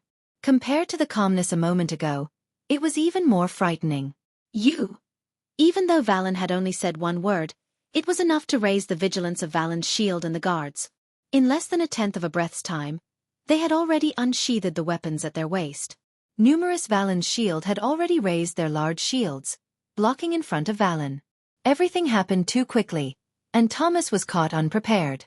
No one expected that in the next moment, Valen and Mark, who was controlled by Xueqi, would raise their right hands at the same time to stop them. It's fine. The one who spoke was Valen. Have we been seen through? The one who smiled bitterly was Xueqi. Valen immediately made a gesture, and all the guards scattered. He turned his head and bowed slightly to Xueqi. Please forgive these children. In the long years that have passed, Killed Jaden has never given up on killing the Draenei. The one he hates more is me. That is why there has never been a lack of assassinations around me. I understand. Xueqi replied calmly. I have my difficulties as well. Can you keep what you saw a secret for me? Of course. After receiving Valen's reply, Xueqi turned around and faced the dumbfounded Thomas. My apologies, Brother Thomas. Actually, I am the envoy for this visit to Shotrath City. I have no choice. I have received a secret order from the highest level of the Alliance. This is a secret order from the commander of the Alliance, Lord Duke Marcus. Please check it. Xueqi handed a very formal document to Thomas. The document was, of course, real. It was just something that Xueqi had casually made up last night while controlling Mark to take a dump. Thomas, you have already completed your duties very well. Go and rest first. Let me discuss this with Lord Valen. After sending off Thomas, who had a strange expression on his face, Xueqi faced Valen alone. All right, let's get straight to the point. Chapter 1394. Xueqi was not at all surprised that Willan could see through him. Willan was originally an Eredar. This mysterious race not only had high intelligence, but they also had talents that other races could only look up to in terms of the soul and the use of various energies. Xueqi could trick passers-by and trick hooves, but he definitely could not trick Willan. Willan had probably already seen through the fact that this Mark Dooku in front of him did not have a soul. Thinking of the elemental line that connected from outside Shotrath City to the forehead of this person in front of him, it would be strange if Willan did not know that this Mark Dooku was a puppet. Xueqi guessed that Willan had also used some special backtracking methods to find out that he was a demigod or something. It was very magical. Even after Willan had done so much, Xueqi still did not feel touched in Karazhan's defense system or his own spiritual senses. This method was also amazing. As expected, he could not underestimate the heroes of the world. At this time Willan spoke. The 4 lobster-like tentacles on his chin made Xueqi's balls ache. Was this 4 blue balls glued to his chin? I did not see through everything, but I deduced that it was you. All right, honorable guest, how should I address you? Just call me Mark Dooku. But the agreement I reached with you will be sent over in the form of an official document from Fort Glory within 3 days. Xueqi was still very careful. He did not doubt the loyalty of Willan's subordinates, but the Burning Legion's methods of gathering intelligence had nothing to do with loyalty. Any detail could be analyzed, and a lot of things could be calculated. Mark Dooku was not a suitable chess piece to be exposed at this time. If there was no direct video and first-hand information, then Xueqi, who could not leave Azeroth, could only command blindly if he really wanted to. When Willan heard Xueqi's words, there was an obvious sense of relief on his face. The situation of the Draenei was too bad. It should be said that they had not been well for the past 30 years. Recently, with Illidan becoming the king of the Outland, the situation of the Draenei had worsened. It wasn't that Willan hadn't come into contact with the Alliance from the alien planet called Azeroth. In his eyes, the Draenei were the natural allies of the Draenei, who had fought against the Old Horde and fought against the Burning Legion. He was also confident that he could convince any of the higher-ups of the Alliance. The problem was, if he couldn't even meet them, he would be in despair. Kael that's took good care of the Draenei, but Kael that sent a division to Shotrath City and ran to the Draenei's spaceship. The Draenei's retreat was important, but Shotrath City was also crucial. The most troublesome thing was that Valen learned from the astrologer who had defected to them that the seemingly powerful Prince Kael that didn't have much say in the powerful alliance. The alliance was a union formed by a bunch of countries of different races. The foundation of the alliance was the kingdoms, so each king or leader would have a certain degree of say. The race with the largest number of kingdoms was the humans, who were the core race of the alliance. And above all the kings was the commander who was jointly elected by the kings of the various countries. That was the human mage Duke Marcus from Stormwind. Valen was very happy that the alliance was made up of the Church of Holy Light, who also believed in the Holy Light. But there was another problem. Only a king called Kalia Menethil believed in the Holy Light, and Kalia was almost a mascot in Kael, that's words. Most of the power of the alliance was in the hands of the mages and warrior leaders. What else could Valen do? It was very difficult for him too. Due to the inconvenience of transportation and communication difficulties, he barely knew that the Alliance and the so-called New Horde had begun an expedition to Draenor through the astrologer's intermittent magic transmission. He also heard that it was the king of Stormwind City who had come. Valen was both happy and nervous. For the arrival of the Alliance, Valen could be said to have painstakingly prepared a lot of materials. Originally, Valen was already very happy to be able to get on William's good side. Who knew that after using his soul to backtrack, he would find out that the master of the puppet in front of him was actually the only demigod in the Alliance. Valen was so excited that his hands were almost trembling. Although due to the situation, I was unable to reach a face-to-face exchange, I am still very grateful to the Alliance's commander, His Excellency Duke Marcus, for taking this seriously. I am the one who is embarrassed that I can't come personally. Then before we officially talk, I hope to show you something, His Excellency, the older Draenei said softly. He stretched his body and floated up. The prophet maintained a height of about 10 centimeters above the complicated and gorgeous patterns on the ground of Shotrath City. He approached Mark and tried to press his palm between Mark's eyebrows. I am very sorry for this action. To achieve telepathy, this is necessary, the prophet said. Xueqi was curious. Is it about Argus? Or is it about the period when you were one of the 3 heads of Eridar? Valen was struck by lightning. He was struck by lightning. One had to know that at this point in time, the Dreenei's contact with the Alliance was simply too one-sided. Many of the big shots in the Alliance had not even seen a living Dreenei. They had only seen the fragments of the magic mirror from Kale. That's. In addition, there were not many people from Eridar in the Burning Legion. Even Archimonde, his appearance had changed a lot under the dark energy change. Most of the Alliance had no way to connect the Burning Legion demons with a pair of bat wings with the Dreenei. And the ones they were fighting on the front lines were still their old enemies, the Fell Orcs. Who would have thought that Duke would reveal Valen's background right from the start? That was not all. There was more to come. Don't be surprised. I once went back 10,000 years ago through the Bronze Dragon King Nozdormu, who controls time in Azeroth. There was a small mistake that time, and I mixed into the Burning Legion. I killed Jaden's main body. I also know the grudge between killed Jaden and you and your people.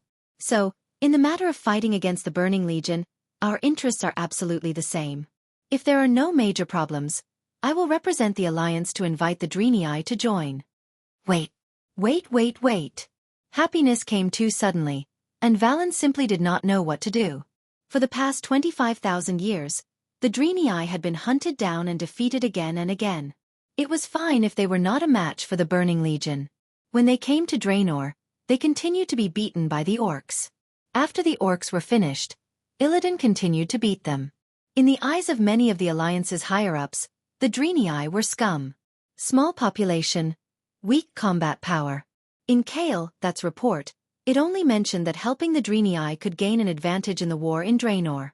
After all, the enemy of the enemy was an ally. He never mentioned inviting the Dreenei to join. Well, Duque came up and said, "Bro, don't even think about it. The Alliance and you are destined to be brothers." It was as if Valen had prepared for today's exam for several years, memorized countless books, and imagined countless possibilities. In the end, Duque just said, "No time to explain, get in the car." Chapter 1395. Valen was still in a daze. He could not believe his ears. Didn't the Dreenei need the Alliance? Of course they needed it.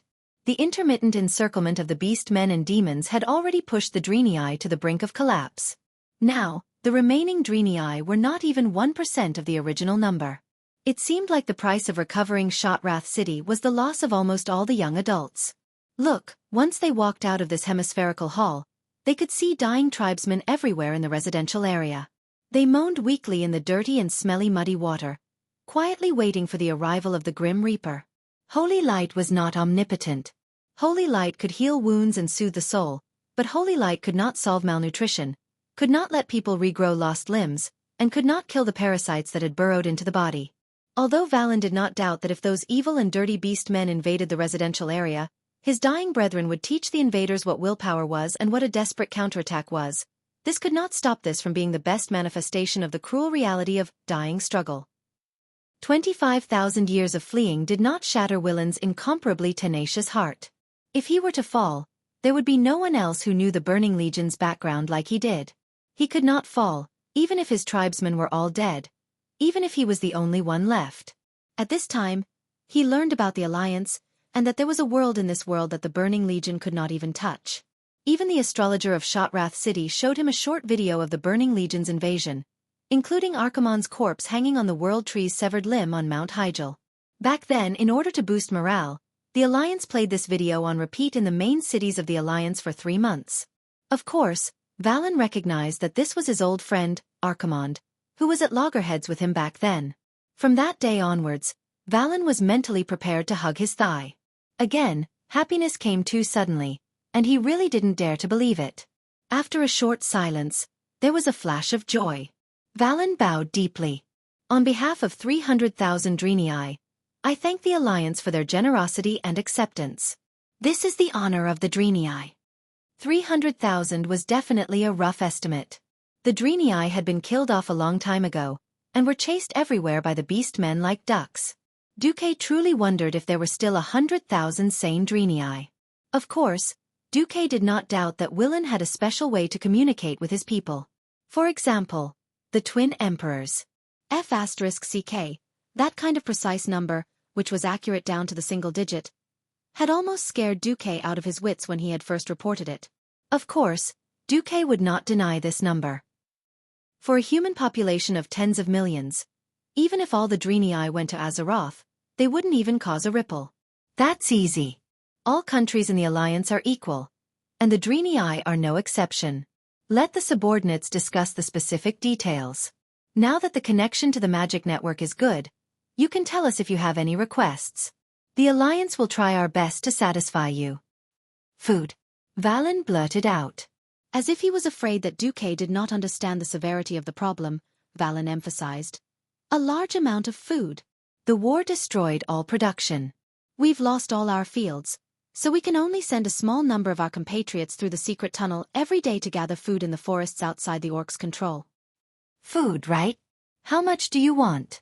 The first batch, I hope to have 100 tons, and the sooner the better.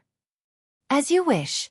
At this moment, Dumuk's level shot up from 0 to 100. He did not even need to blink. Dumuk. Magic lamp possession. He heard Duque snap his fingers, and the next moment, a few dimensional bags suddenly opened beside Duque. Clang, clang, clang. The sound of hard objects falling to the ground was continuous. Rectangular strips about 20 centimeters long, shining with golden light, fell out of the void. In just a few blinks of an eye, they had already piled up into a small mountain in front of Valen. Duque smiled. Please call Hoof. Imriel here. Valen nodded almost imperceptibly. Naturally, there were servants who called in Hoof, who was wandering outside the hall, staring at Thomas while simultaneously activating secret observation mode. Hoof was curious. She looked calm on the surface, but her cheerful footsteps and large swishing of her tail betrayed her mood. What calmness! It was obvious that he had eagerly rushed over. Teacher Valen, you called for me? Imriel was a little excited, but also a little nervous. Valen looked at his young disciple with a loving gaze. Ambassador Dooku is looking for you. Hoof turned her head and blinked her eyes. Is there anything I can help you with? Duque smiled without saying a word. He snapped his fingers again, and a 50 centimeters long, 25 centimeters wide, and 20 centimeters tall thing that looked a little like an ice basin formed in front of the Draenei. At the same time, he also communicated with the water elemental plane and poured a basin of water into it. Although the taste will not be too good, it is indeed made from high-quality food. After saying that, Duque casually picked up a piece of gold and tore off the surface wrapping, revealing a solid brown piece. Duque casually threw it into the pool. At first, it was nothing, but soon the small brick at the bottom of the pool began to react with the water, and bubbles kept coming out. Plop, plop. The strange sound attracted the attention of the surrounding Draenei. In less than 30 seconds, the small piece of brick greedily absorbed the water at a speed visible to the naked eye, and became a big soft cake that almost burst the ice basin. Duque made a gesture of invitation. A Valen shield stepped forward, broke off a small piece, and put it in his mouth. Soon, a smile appeared on his rough face. I tasted wheat, eggs, and a few plant seasonings. It is quite nutritious.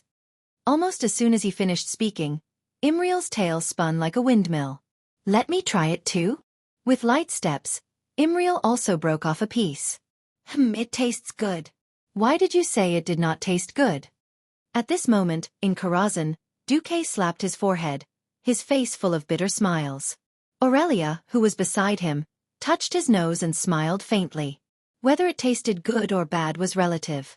As a transmigrator, Duque's understanding of modern warfare definitely surpassed that of the world of Azeroth. He had long proposed the concept of compressed biscuits. Before Duque transmigrated, the humans and dwarves of the Azeroth all ate bread as their staple food. But during the two large-scale battles across the sea, bread was too troublesome and took up too much space. So, Duque insisted on adding things like compressed biscuits and canned fish to the logistics.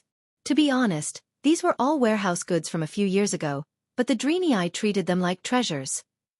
Chapter 1396. As a fan of the puppet army before his transmigration, and a commander who had personally led troops through many battles, Duque was well aware of how tough it was for the soldiers. Think about it. After a whole day of battle, the soldiers would be lying in the trenches or in the camp on the bloody battlefield. They would even have to soak their feet in the mud when the weather was bad. However, after a bloody battle, they would often be given a piece of black bread that was not much bigger than a palm. When this black thing did not get wet, It could be used as a brick to hit people. Although it was a staple food for the poor in this era, it was only the lowest form of protection for soldiers who desperately needed to recover their strength. It was better than nothing. Hence, after the Dark Portal defeated Arthas' Calamity army on the Lordaeron continent in 15 years, Xueqi took control of the alliance and proposed to make the first batch of compressed biscuits. Xueqi thought of a way to get the dwarves to mix the flour, and then compress it into a small piece. Alright, it had to be said that the dwarves were very capable. He still remembered the first time he saw the finished product. Xueqi ran over to take a bite, and almost broke his teeth on the spot. He finally managed to cut a small piece, and smashed it with a hammer, only to vomit on the spot. What the hell is this black thing? Magni shrugged. Probably engine oil? Lang looked down on Xueqi's lack of knowledge. Don't worry, a little engine oil won't kill anyone. When those bastards down there don't have any alcohol to drink, they still steal engine oil and mix it with water to drink. Xueqi rolled his eyes. These bastards thought that they had a long HP and high HP, so they were courting death. However, what the two dwarves said was the truth. During the second battle at the Dark Portal, when the Iron Stove Castle was facing a food crisis, there were still many fellows who shouted that they could go without food, but not without alcohol. Only later did they find out that the compressed biscuits were indeed compressed enough. The damn dwarves actually used a press to press the compressed biscuits, and didn't even wipe off the oil stains. Xueqi spent a full 3 weeks to make this bunch of violent dwarves understand that the compressed biscuits could be given to the frontline soldiers. It must be able to bite through, and there must be no impurities. It must also be waterproof and moisture-proof. Of course, this was a thing of the past. Now, the Alliance's standard military rations had been improved to the 5th version. Compressed biscuits, sealed packaged flour, canned soybeans, canned pickled dace, canned beef jerky. Most importantly, the Alliance had developed canned soup that could automatically heat up with a pull of a rope, as well as instant noodles that had poisoned countless youths before Xueqi's transmigration. With the addition of all kinds of new military stoves, they could eat freshly baked white bread when conditions permitted. If there were no other conditions, he could use clean water that had been filtered through a strainer to boil it. Hot soup and instant noodles would definitely not be a problem. In order to facilitate transportation, the Alliance had made many things standardized, such as boxes for storing artillery shells and canned military rations. Furthermore, the types of weapons were reduced, such as the size of the cannonballs and melee weapons. Only in terms of food, there were more and more varieties. The beef jerky alone had 5 different flavors. No matter how conservative the commanders were, they had to admit that the morale of the soldiers was much higher than before. In the past, after a big battle, the soldiers were all like dead dogs, but now they were full of energy the next day. Back then, after the battle, we only had black bread. Instead of being hacked to death by the enemy on the battlefield, we almost choked to death on our own rations. The Alliance officers who were now lieutenants and colonels complained about this the most to the soldiers. Undeniably, because of these little things that the nobles and officers couldn't see, the Alliance's support for Xueqi had always been full. The Draenei temporarily wouldn't be able to experience this benefit. Of course, to prevent the Draenei from grumbling in their hearts when they found out the truth, Xueqi decided to give them a heads-up first. To be honest, these foods were eliminated by the Alliance. Because of the high compression ratio, they are the most convenient to carry in spatial storage bags. Considering that you Draenei urgently need food, we use this method. Xueqi said apologetically. Valen used the holy light to examine it once, and a bright smile appeared on his face. No. Being able to fill our stomachs and survive is already the greatest gift to the Draenei. I thank Commander Duke Marcus on behalf of my people. For a moment, Xueqi thought he was hearing things. It sounded like the voice of someone with a high favorability rating. He took the time to glance at the system. Wasn't it close? He found that his reputation rating in Shotrath City had jumped from indifferent to reverent. Needless to say, this time, he almost moved himself. To use the food that the Alliance had accumulated for 6 to 7 years and was about to expire to give a favor, and then gain a huge boost in reputation, this was a good deal. Imriel, please distribute this food to your people. Xueqi turned and said to the hoof, who knew that when he turned around, Xueqi almost burst out laughing. Although the hoof was full of energy, it was actually starving, or it could be said that the food in Shotrath City was too bad, causing it to be gluttonous. What happened to the food test? What the hell, Eating until both sides of your cheeks are full. What the hell is this? After noticing Xueqi's gaze, the hoof was so scared that it choked. It grabbed its neck with both hands, looking like a ghost that was about to hang itself. Woo, help. Xueqi was speechless. He also did not know how he understood. Anyway, he first passed a pot of water to Imriel and let her gulp it down, then helped her to pat her back a few times. Only then did she gulp down the food. Hoo. I almost thought I was going to choke to death. The hoof kept patting her chest. Xueqi noticed that she was choking on her tears. Valen, who was at the side, held his forehead. He was speechless, as if saying, "Why did I teach such a disciple?" "Excuse me." Valen could only smile bitterly. Xueqi thought of something. "No, it's okay. Imriel's behavior reminded me. A person who has been starving for too long, suddenly overeating, will cause sudden death. So even if the food is distributed, please slowly increase it." Valen was slightly stunned, and the gratitude in his heart increased.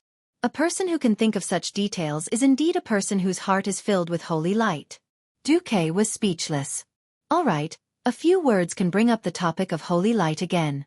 I, who was seriously discussing scientific knowledge with a fraud, feel so helpless. On the other side, Xueqi and Valen were discussing the next step of cooperation. On the other side, Imriel, surrounded by the guards, had already begun to distribute food. "We have already joined the alliance, from the world of Azeroth. This alliance has defeated the Horde more than once. They even killed the first chief of the Horde, Black Hand. The alliance has just sent people to deliver food. Everyone has it, no need to squeeze." On this day, countless Draenei were in tears. Chapter 1397. Who was the one crying tears of joy? Who was the one cheering for the seemingly ordinary food? There was only one answer. The Draenei. The Draenei were too bitter. They had been chased by their former compatriots for over 20,000 years, wandering everywhere with nowhere to hide. Almost every planet they went to, there would be burning legions void battleships chasing after them. Forget about 1,000 years of peace, it was already good enough to have 50 years. Many times, the civilizations and races they encountered were weaker than them. They could not help them resist the burning legion. In order not to screw them over, they would even take the initiative to leave those planets with intelligent beings. How could they be like today, receiving shelter and protection from a powerful force? From the astrologers who had already become a branch of Shotrath City, they had heard of the powerful legends of the Alliance. Now, it seemed like they were lucky enough to be witnesses to this invincible legend. Be careful not to choke. If you've been hungry for too long, your stomach won't be able to take it if you suddenly eat too much. She had a serious expression on her face, as if the person who had just choked on the food was not her, but some passerby. Fortunately, the Draenei all believed in the holy light. Even the apprentices from Karabayur's temple had a sense of blind obedience. Both adults and children were hungry, but they were very disciplined. There was no crowding, no fighting, and everyone lined up to wait for Imriel and the others to distribute the food. Do you see that? There are many tons of food there, enough for us to eat for a month. Hold on for another week or two, and the Alliance will open up a path from Hellfire Peninsula to Shotrath City. The Draenei listened to Xueqi's little suggestion, and took the mountain of compressed biscuits and soft food that looked like puffed cakes and patrolled one round around Shotrath City. With food in their hands, they did not panic. The Draenei were famous for their resilience. Now, they were even more confident that they could defend their main city. At the entrance of the main hall, the shield of Valen surrounded Valen and Xueqi, standing side by side. Valen looked at this scene and felt a lot of emotions. I really didn't expect this. There are many things that you didn't expect. The Draenei joining the Alliance is a win-win for all of Azeroth and the Draenei. The Alliance needs your technology and the guidance of the Holy Light. You need the Alliance's combat power and protection. We are natural allies, aren't we? Indeed. Valen nodded. Nothing could be more beautiful than this union. One had to know that within the Alliance, the Church of Holy Light was a pillar that transcended nations and races. Even though the Night Elves had the protection of Elune, the Holy Light Church was still the main force in the Alliance. Coincidentally, ever since Alonso's and Uther died, the position of Archbishop of Holy Light had been vacant. Xueqi immediately suggested that the great trickster Willan should take this position. They were of different races, but their beliefs were the same. In addition, educating outsiders was a great honor for the Draenei. How could Valen refuse? His heart that was hanging in the air had long since been put down. As long as the Alliance sent reinforcements, they would be able to announce that Delaney had perfectly merged into the Alliance. Praise the Holy Light. Praise the Alliance. Long live the Prophet.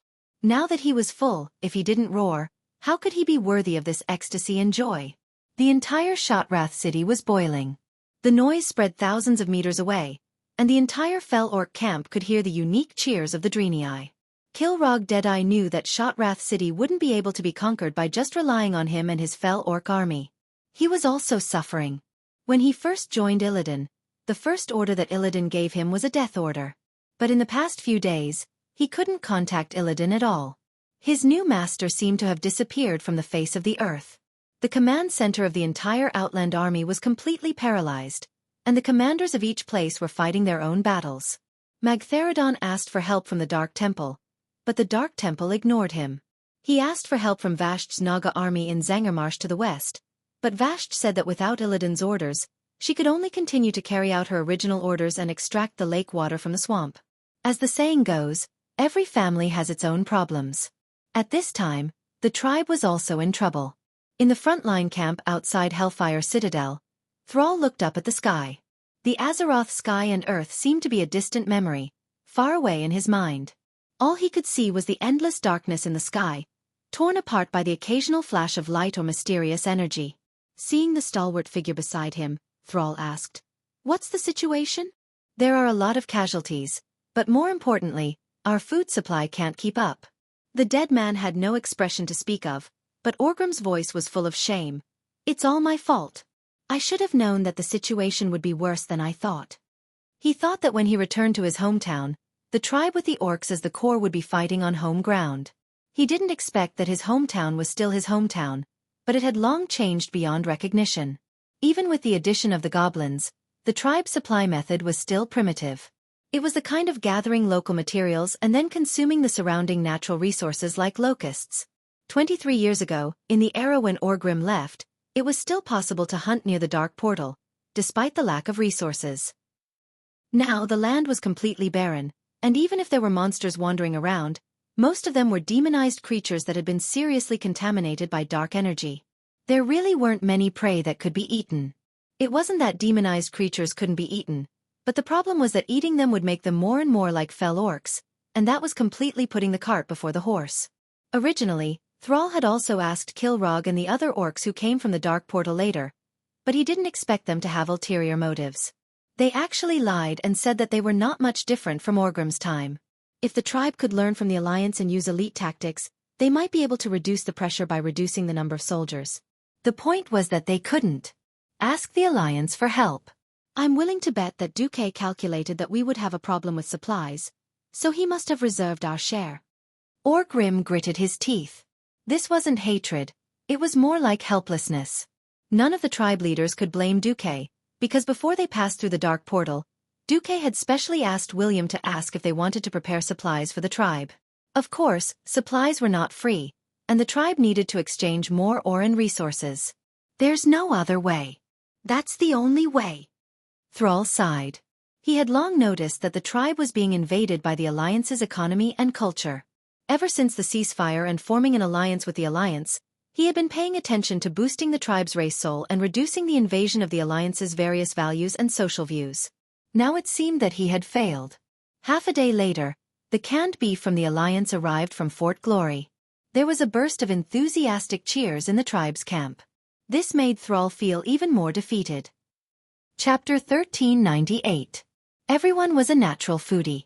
The life of eating raw meat and drinking blood sounded heroic, but one would only know how bitter it was after living it. Without oil, salt, soy sauce and vinegar, the prey they hunted would at most be roasted and eaten. How could this compare to the cumin-infused barbecue of the Alliance? Recently, when the tribe faced a disaster, it was the Alliance that provided them with food. In order to reduce wastage when crossing the ocean, canned food was of course the priority.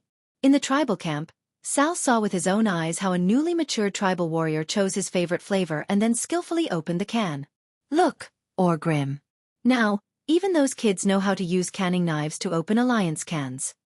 Sal sighed. Orgrim was silent for a moment. Even though he was already a dead man, he still felt a heavy sense of duty on his shoulders. The Horde cannot defeat the Alliance, not even with all the orcs in our world. If you fall behind, you will be beaten. Thrall squeezed the words out of his mouth. The Alliance is not using force now, but they are gradually doing what Tarenas wanted to do in the past. Turn orcs into slaves. In other words, he wanted to assimilate the orcs, trolls, and Tauren races into the Alliance. This unstoppable trend was the most terrifying. The Alliance was already ahead of the Horde in economic, military, and political fields. In addition, there was a huge difference in population and country size between the two sides, as well as the fact that the leader of the Alliance was a demigod who didn't age or die. Under normal circumstances, the tribe would have no chance at all. Unless, the two tribal elders instantly thought of the same thing. But as soon as their eyes met, they looked away. That's right. Unless the Alliance changed and suffered a crushing defeat, it had to be something like Xueqi dying in battle and the Alliance collapsing. But neither of them would forget the principle of being in the same boat. If the Alliance lost like this, they would definitely have lost to the Burning Legion. Perhaps this was a chance for the Horde to rise up, but it was more likely that the Horde would be destroyed along with the Alliance. As long as the tribe leader wasn't an idiot, he wouldn't purposely make this happen. Sigh. Do your best. It was November 2nd. On this day, good news finally came from the Allied army. William led half of the Alliance's hero team to kill the Lord of the Abyss, Magtheridon.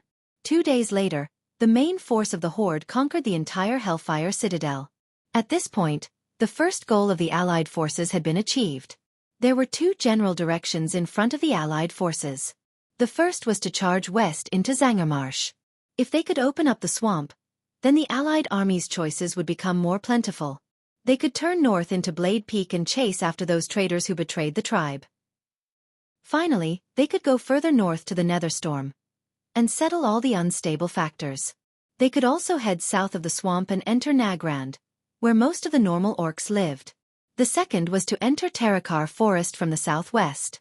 He would completely establish a connection with the Dreeny Eye, and then use Shotrath City as a base and supply transfer point. However, the following march would not be easy.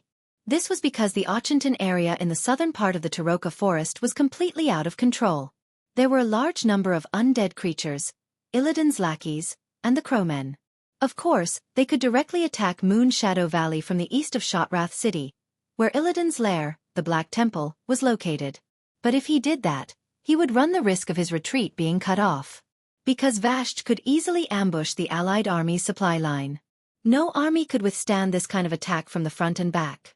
However, the Allied army could not avoid it at all. From Fort Glory to Shotrath City, Xueqi and his party could be said to have a smooth journey. That was under the premise that the Nagas did not make a move. Because on the road from the Thorn Cliffs to Shotrath City, not far to the north was Lake Hermia. That lake was connected to Zangarmarsh. Within 5 kilometers of the water, it was definitely the Nagas' world. In the Allied army meeting, the leaders of the Alliance and the Horde were all worried. Don't you have Nagas in the Alliance? How about letting them go into the swamp and fight with that Vashj? Orgrim would never forget how the elites of the Blackrock clan under his command were tortured to the point of crying for their parents 20 years ago. It was the same in South Shore, and it was the same in the Hinterland Seaview Cliff. Varian smiled bitterly and shook his head. I've already asked. I've also asked Xueqi to borrow that Naga. Did Xueqi refuse? Sal asked. No, the point is that Xueqi thinks that Vashj is likely to be a demigod. He doesn't have any good suggestions to give us. This time, the faces of the leaders did not look good. They were good at fighting on land, and barely passable in air battles. When it came to water battles, they could only be a group of salted fish shouting 666 at the side. Even with underwater breathing magic, it was useless. Did they have to go into the water wearing metal cans? There was no need to fight. They would sink directly to the bottom of the water. Once the duration of the magic ended, they could only type GG amidst the laughter of the Nagas. Can we only find a breakthrough from Teroka? Orgrim muttered. Varian let out a breath of turbid air. Fandral, in the name of the commander of the Alliance Expeditionary Army, I order you to lead the Cenarian Expeditionary Army and build a forward base just past the Thornfang region. You will think of a way to deal with Vashj's Naga troops. At the very least, You must restrain her. Fandral Staghelm said bitterly. Ever since Du made a small report before Isra left, Fandral's position in the Cenarian Assembly had become a little unstable. Tyrant had sent him to the Outland with a single order. Under the double pressure, he had no choice but to obey. All right, it was not wrong to let the Druids deal with the underwater creatures. After all, only the Druids could transform into seals and have underwater combat power. Ignoring the constipated Fandral, the Alliance and the Horde began to discuss the defense of Taroka. The final result of the discussion was that the Alliance would defend Lake Hermia in the north of Taroka Forest, be responsible for transforming Shotrath City, and build a fortress at the entrance of the Moon Shadow Valley to prevent Illidan's counterattack. The Horde would focus on attacking the Auchinton area and opening up the road to Nagran so that more orcs could join the Alliance. This plan did not seem fair at all. The Alliance had to divide their forces, and the burden was also heavy. As the leader, one had to have the responsibility of leading. Now that the Alliance was stronger, this was the only way. In Karazhan, Xueqi finished reading the copy of the conference report sent by Varian, threw it aside, and rubbed his eyebrows. I didn't expect Vashj to become such a huge problem. On the surface, once the road to Nagrand was opened, it was possible to take 1,000,000 Horde troops and ignore Vashj and directly attack the Black Temple. But in reality, that was not the case. In the Outland, the teleportation portal was quite unstable. At most, Xueqi could open up a teleportation portal that was specifically connected to Shotrath City, but he could not guarantee a teleportation portal that continued to the front lines of the Moon Shadow Valley. Without a guarantee of supplies, he could not expect the frontline soldiers to have any combat power. I still have to deal with Vashj first. Chapter 1399. Xueqi never felt that Vashj was very strong. Even in the game before he transmigrated, the team led by Xueqi only took about 3 days to complete the first kill. In the reality of this life, Vashj became a big problem. If a Naga was more than 5 kilometers away from any large body of water, their strength would greatly decrease. Not only because they were aquatic creatures, but also because there was too little water in the air, which would directly affect the strength of the female Naga's magic. In water battles, Vashj, who was probably already a demigod, was almost unbeatable. As long as they stayed in deep enough water, in theory, only the deep sea giants could fight the Naga. The deep sea giants did have a boss called Moro Grim Tidewalker, but the problem was that he was also in the Serpent Shrine. He was Vashj's underling. Above Vashj, only Queen Azhara and the ancient god Enzoth were above her. Alright, they were all wearing the same pair of pants. The Naga's lower body was in the shape of a snake and did not wear pants. Sorry. If Xueqi could descend into the Serpent Shrine, Xueqi had at least a 90% chance of killing Vashj alone. Yet, he dared to come, and Kill Jaden dared to descend and block him. Xueqi did not have the guts to fight CEO Egg, whose strength was 100% or even full of rage, in a place without anti-Titan and anti-Burning Legion formations. That would be courting death. Perhaps in the original history, because of this reason, there were not many big shots in the Alliance who appeared in the Outland War. Yet, the geographical location of Zangarmarsh was too important. One Vashj was like a sword of Damocles hanging on the neck of the Alliance army, ready to cut down at any time.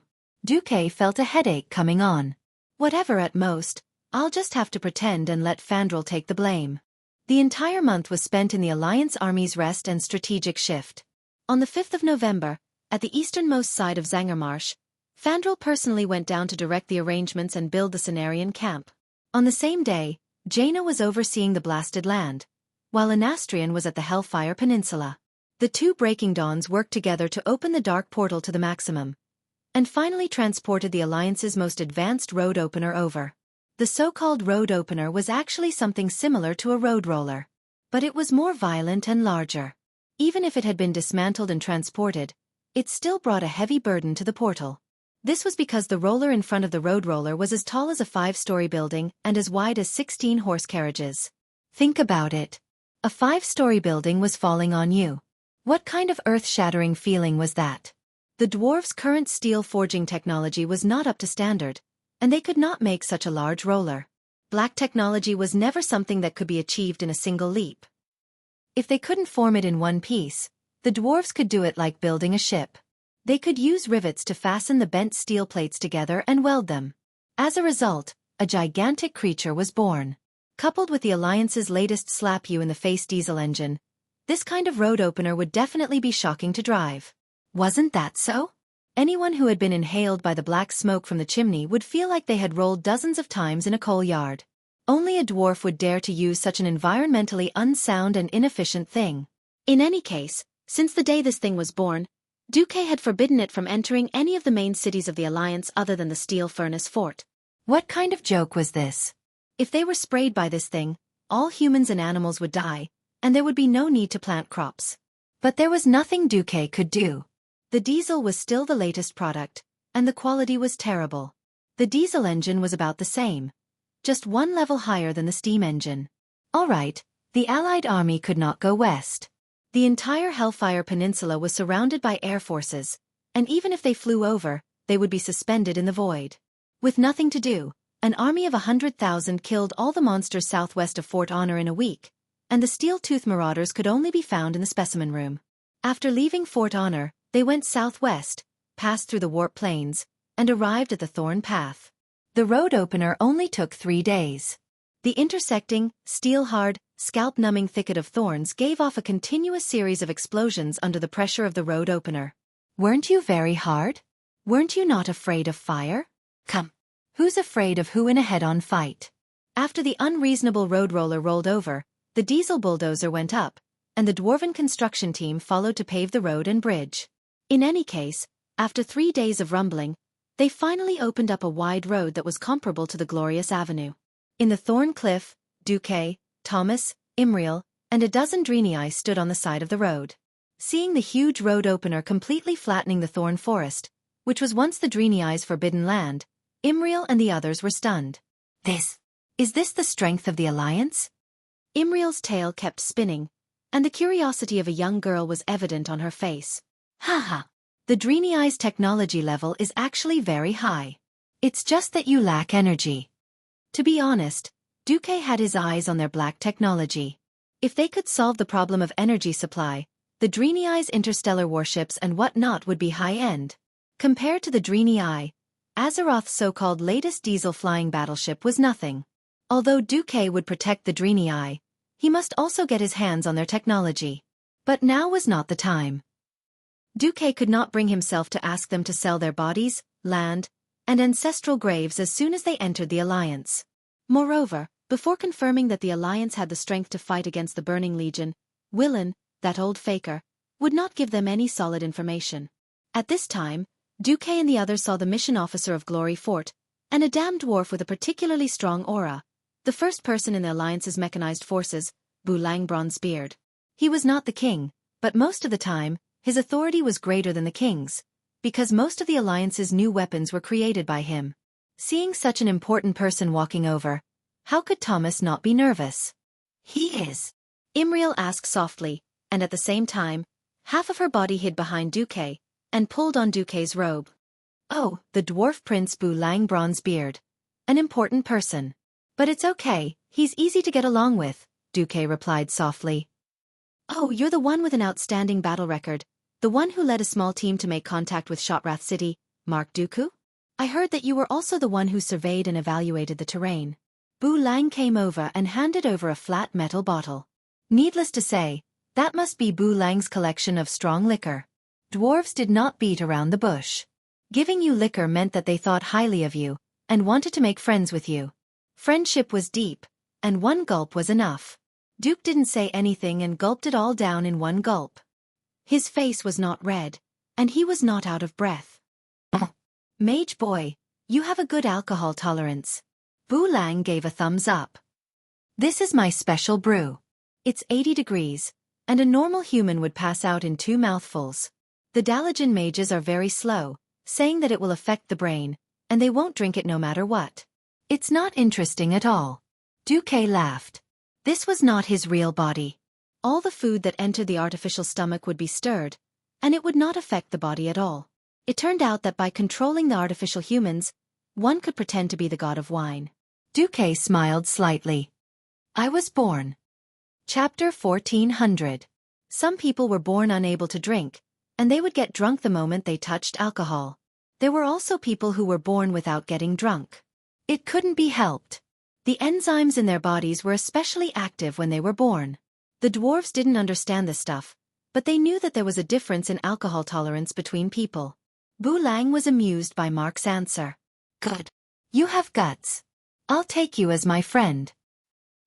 At that moment, Duque, who was playing a remote control game in Karazhan, burst out laughing. He controlled Mark and replied calmly, "Thank you."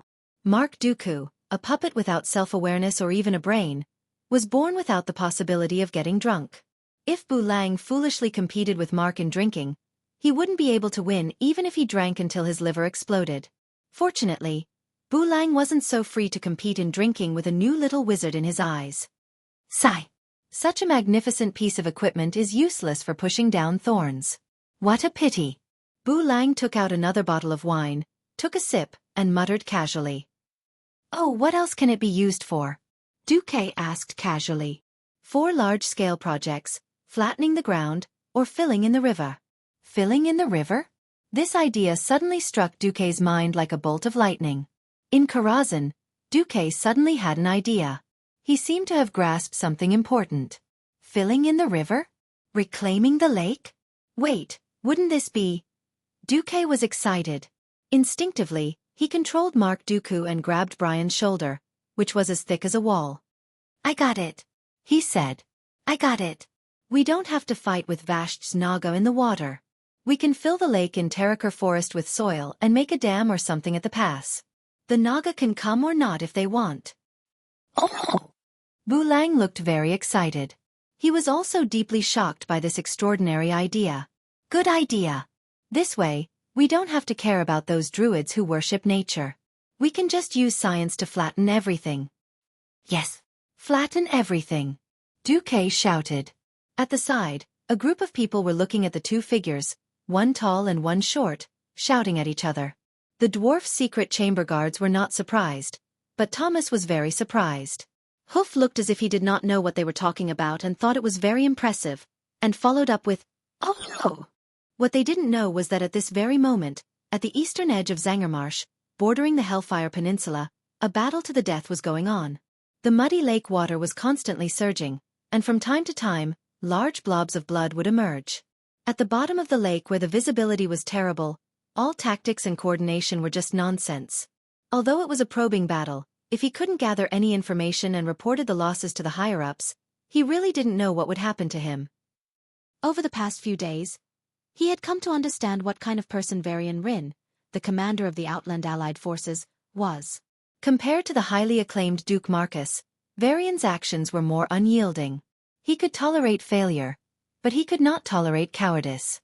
So Fandral Staghelm had to personally go into the sea, into the water to fight. After killing no less than 20 Nagas, Fandral's heart turned cold. As a strong person who had stepped into the realm of heroes, his senses were stronger than all the other druids, so he could clearly feel that the corpses floating at the bottom of the lake were mostly Tauren and night elves. Less than 1 in 10 belonged to the Nagas. Compared with the flexible and tactically coordinated Nagas, Cenarian's druids were like babies. The Nagas did not even need to specifically lure the druids away. They only needed to make a simple diversion, and 2 Nagas could easily kill a druid together. As a last resort, Fandral released a unique natural magic wave. That was the signal to retreat. At this moment, Fandral's heart suddenly rang with alarm.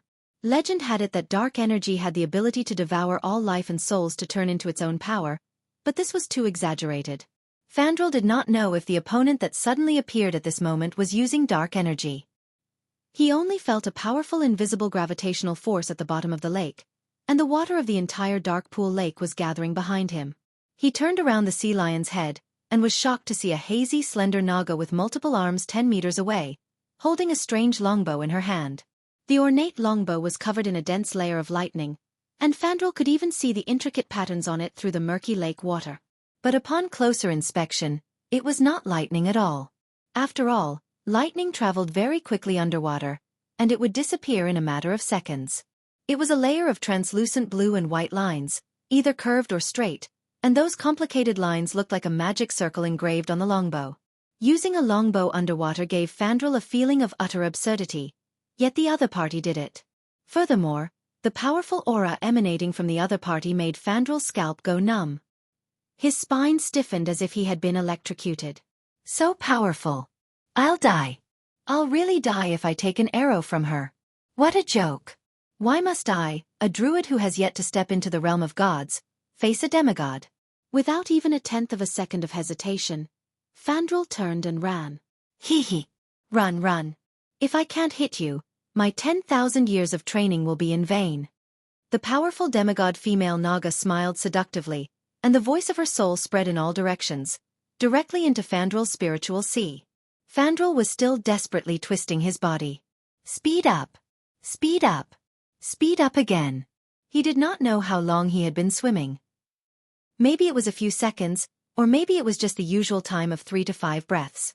Anyway, the surface of the water was getting closer, and he could clearly feel the hope of freedom and vitality. An unprecedented excitement spread through every cell in his body. At this moment, Fandral suddenly felt his body hanging in the air.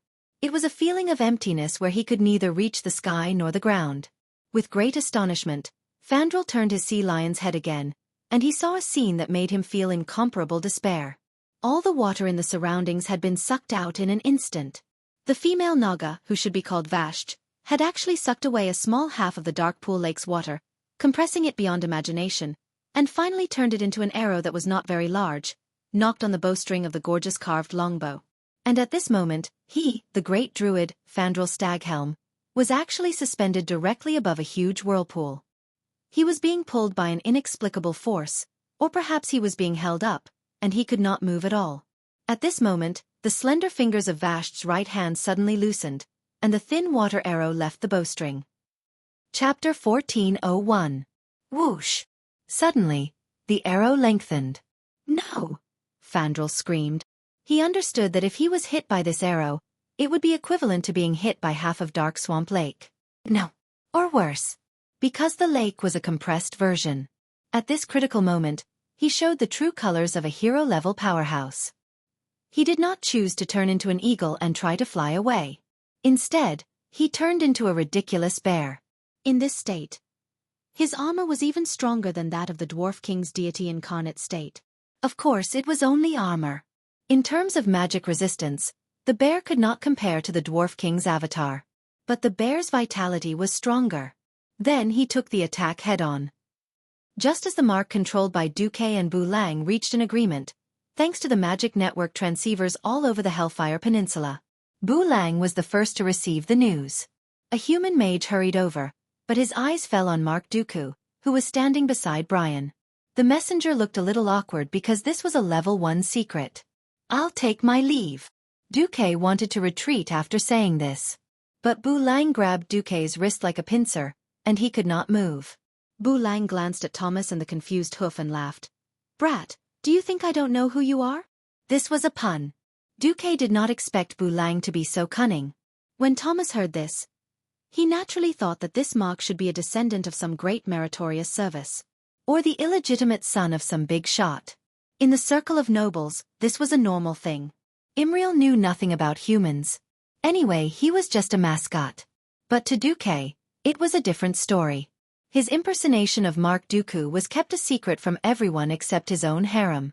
The more people who knew, the easier it was for something to go wrong. He did not think that he would expose himself in a moment of excitement. At the end of the day, it was because his relationship with the 3 Bronzebeard brothers and Jurban was too good. For many days and nights, it was Duque, the transmigrator, who brought along these 4 dwarves who had a big brain hole and were passionate about practical matters, turning what was supposed to be black technology into reality. From blitzkrieg to rail transportation. From mechanized standardized mass production to flying battleships. Sometimes, even Duque's closest friends, the Windrunner sisters, were jealous and said that Duque spent more time with the dwarves than with them. At the end of the day, Duque was too familiar with Bu Lang.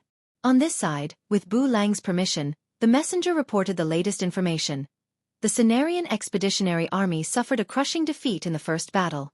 Sir Fandral Staghelm was ambushed by Vasht and was seriously injured. In Karazhan, Duque raised his eyebrows and muttered to himself, why didn't Vasht just get rid of this guy? Well, Duque did not speak, but Bu Lang did. Damn it, if he's dead, no one will scold our industry for polluting the environment. This is really unfortunate news. The group of people around him rolled their eyes. You've been exposed a long time ago. Bu Lang did not blush.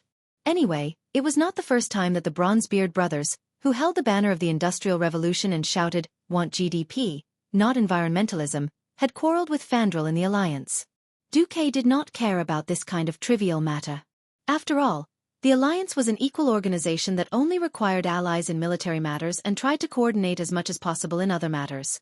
As long as they did not join the Burning Legion or other evil forces, it was their business how they did in their country, and other countries could not interfere. Besides, the Industrial Revolution in Azeroth was originally driven by Xueqi. In fact, when productivity had not developed to a certain level, there was no environmental protection or sustainable development at all. Ahem. I've gone too far. On this side, Bu Lang patted Xueqi's shoulder with his big hand. Well, it seems that it's up to us now. November of the 23rd year of the Dark Portal. In Azeroth, this was undoubtedly the month of entering winter.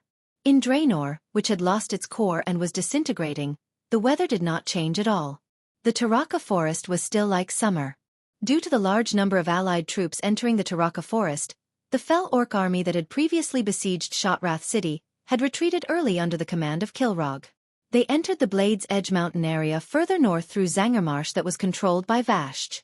Xueqi was able to let Bu Lang's engineering team carry out the chain blockade operation under the cover of the Griffin Legion and the Dalajan mages in Stormwind. The so-called chain blockade, the biggest meaning was to block the enemy, so that the enemy could not go up or down, making it extremely uncomfortable. Specifically, it was to build a dam to stop the flow. If they followed the traditional method, then someone had to walk or take a boat to the middle of the water and sink huge wooden stakes all the way to the bottom. Then, using this as a foundation, they would throw sandbags or something to block the lake water and cut off the entire mouth of the lake. Finally, they would slowly build a dam. If this method was used in a peaceful place, it would not be too much of a problem. But in Dark Swamp Village, where strong enemies were watching from the side, it would be a little dangerous. Dark Swamp Village was located in the southeastern corner of Zangarmarsh. It was the core waterway that connected Dark Swamp Lake and the Taraka Forest's Hilmia Lake. It was a place with many small islands and narrow waterways, similar to a water village. Although the water was relatively gentle and shallow, when it fell into Hilmia Lake, there was an obvious big drop. To be specific, it was a large waterfall that was more than 100 meters wide and had an average drop of 20 meters. What do we do? Although he had sent scouts to survey the terrain and had seen the actual situation, Bu Lang still frowned. Xueqi, who was playing the role of Mark Dooku, had a card up his sleeve.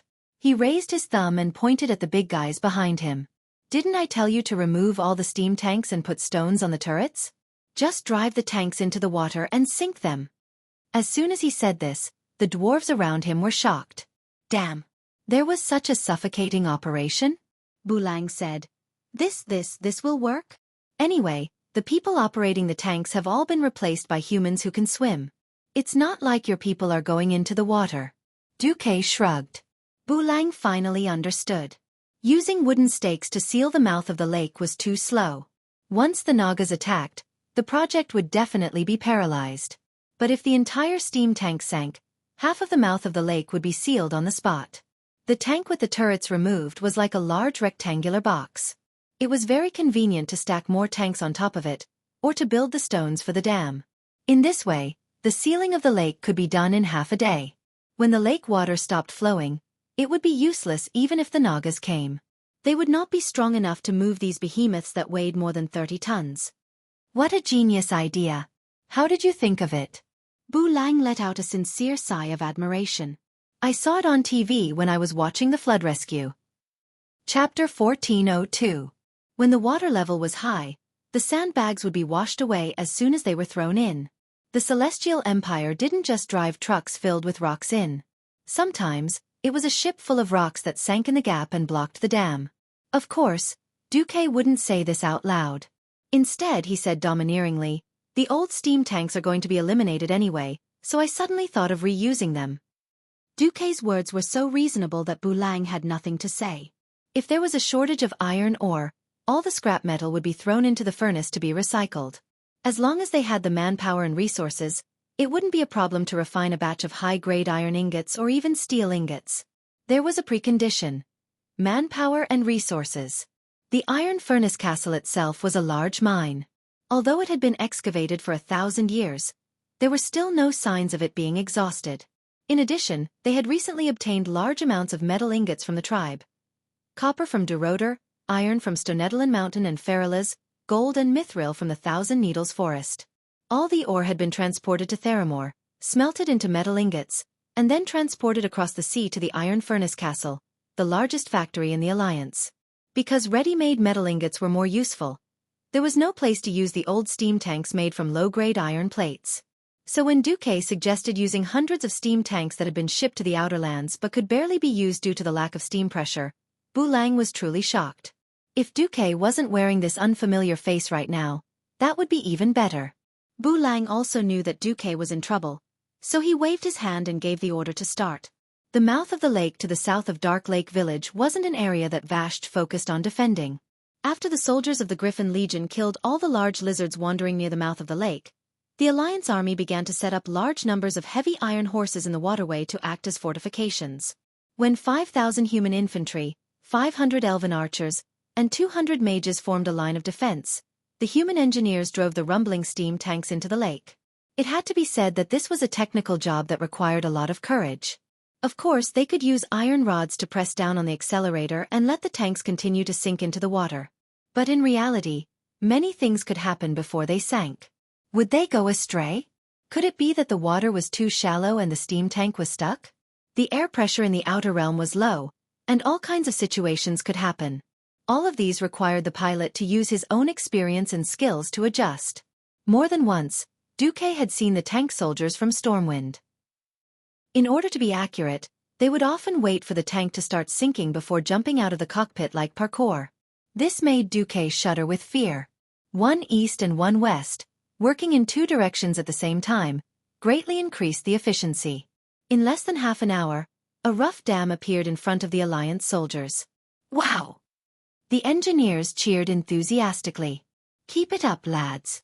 Bulang shouted. For this battle, Bulang even tricked William into going to the eastern entrance of Zangermarsh to inspect. As a matter of fact, Vashj took the bait.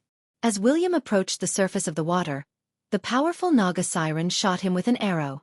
This arrow was very strange. At first, it looked like an extension of a reflection in the water, and no one was alarmed. When everyone reacted, the sharp arrow made of water was already less than an inch away from William's cheek. No! Vala screamed and waved her dagger. She hit the tail of the arrow. It was useless. The feedback from the epic-grade dagger made Vala's heart fall into the abyss. The feeling was no different from stabbing a dagger into the water of a pond. Something that no one could have expected happened. Ever since he stepped into the outer realm, William, who had always been a berserk warrior with long swords, actually took out a huge shield that felt like a mountain at lightning speed. At the same time, 3 illusory golden shields revolved around William's body.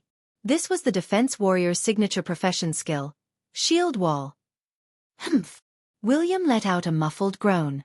Even at the cost of this epic-grade shield being pierced, it still bought him time to dodge. William's entire body was almost parallel to the ground as he dodged the water arrows splash by a hair's breadth. Tisk! A disdainful soul voice came from the water. William didn't come here alone. As the commander of the Outer Realm's allied forces, besides Vala and Brawl, there were also Solarian, Lilith, and other hero-level powerhouses beside him. Unless Vala was willing to give up her advantage in the water and run to the land to fight William and the others, she could only give up. In fact, not long after they retreated, Vala received information from the Dark Lake Village. What? Good plan. Vala's seductive face flashed with a fierce glint. Let the Tidewalker pass. On the other side, in the south of the Dark Lake Village, intense construction was still going on. A temporary dam formed by 4 huge steam tanks sunk side by side had already appeared in front of everyone. Using the tanks that had sunk into the water and were filled with rocks as the foundation, a large number of sandbags were thrown to the north of the dam. The originally turbulent water had now become a small stream. When the flow of the water slowed down slightly, Xueqi ordered people to pour cement into the water. Hee.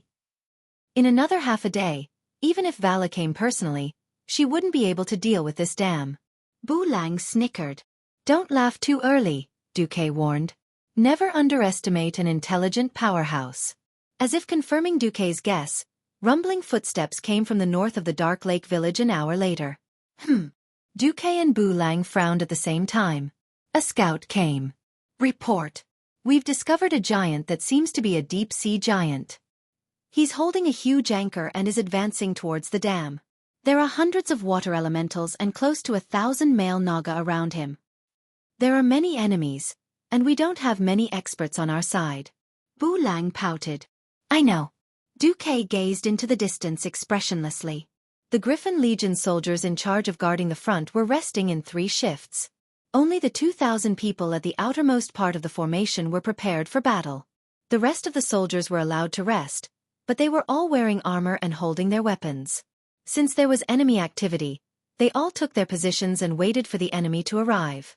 However, the battle this time was different from any of their previous battles. They were not standing on solid land, but on an isolated island that looked like a watery village. Although the water was shallow, Duque would never forget how terrifying the water attacks in the Romance of the Three Kingdoms were. The places where the soldiers stood were all reinforced with sandbags and were at least 10 meters away from the surface. In this period of time, they even added metal components that resembled a wave breaker to the front of the soldiers. That's right, the greatest enemy of the soldiers wasn't the Naga, but the possible flood. Chapter 1403. The Naga army had arrived. Vast and mighty. It seemed that the alliance had more people, but the quality of the Naga soldiers was higher. Even the well-trained soldiers of Storm City, no matter what weapon they used, would find it difficult to defeat a Naga in a one-on-one battle. Racial talent determined the upper limit of an individual soldier's combat power. Male Naga had giant-like arm strength and impact. Female Naga had inherited the spell-casting ability of the Night Elves. The conversion ratio of Naga to humans was 1:5, which was a conclusion based on long-term statistics. Not to mention the unknown number of water elementals at the moment, and a boss-level underwater giant holding the line. The soldiers of the Griffin Legion were a little sweaty. This was not a battle of the same level. Once the fight started, it would be difficult for them to escape. But glory and discipline drove them to stand their ground. Every soldier could not help but move their fingers so that they could hold the hilt of their swords tighter. Bu Lang. Duque said softly. Yes. Bu Lang snapped his fingers. Suddenly, not only the Griffin Legion, but even the Naga noticed the change above their heads. They instinctively raised their heads and looked at the huge shadow in the sky that covered them all. It was a fleet of spaceships. First, 4 giant ships with 3-story gun decks and towering stern were descending from the top of the dark void. And in the middle of the airspace surrounded by them, 8 larger flying ships descended one after another. Unlike ordinary warships, their balloon-like appearance looked a little ridiculous at first glance. Judging from the appearance of only a single-story gun deck, this should be a transport ship. Every ship, including these transport ships, was bobbing up and down in the storm above Draenor, swaying left and right, as if they would fall at any time. Then, a large number of lightly armored dwarf knights could be seen hovering high in the sky above the 12 ships, holding storm hammers that were flashing with lightning. They were riding the griffins that they were proud of, and the little lightning arcs in the air formed a circle outside the fleet. It's our people! The flying fleet of the Alliance. The sudden appearance of the strange enemy finally affected the Nagas and the others.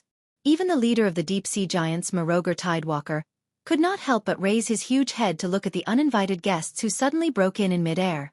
It wasn't that Serpent Temple's troops didn't want to do something, but it was too high. These fleets hovering 500 meters in the air were completely beyond their range of attack. Immediately afterwards, the Griffin Legion soldiers received a new order. Emergency retreat. Everyone's expressions were very interesting. As infantrymen of the new era, they had all received artillery training. What they were told the most was how to make themselves stand out in the eyes of their allies in the sky and at the rear, so that their allies could adjust the firing parameters of the cannons and not hit by mistake. How could he have encountered such an order today? However, as the elites of Stormwind, even if the order for an emergency retreat was given, it did not mean that they would abandon their armor and flee. In an orderly fashion, they moved from the back to the front and quickly ran towards the high ground on both sides of the river. This scene left the Serpent Temple army a little dumbfounded. If it was a tribe that had fought many big battles with the Alliance, they would definitely understand on the spot that the Alliance was going to make a big move.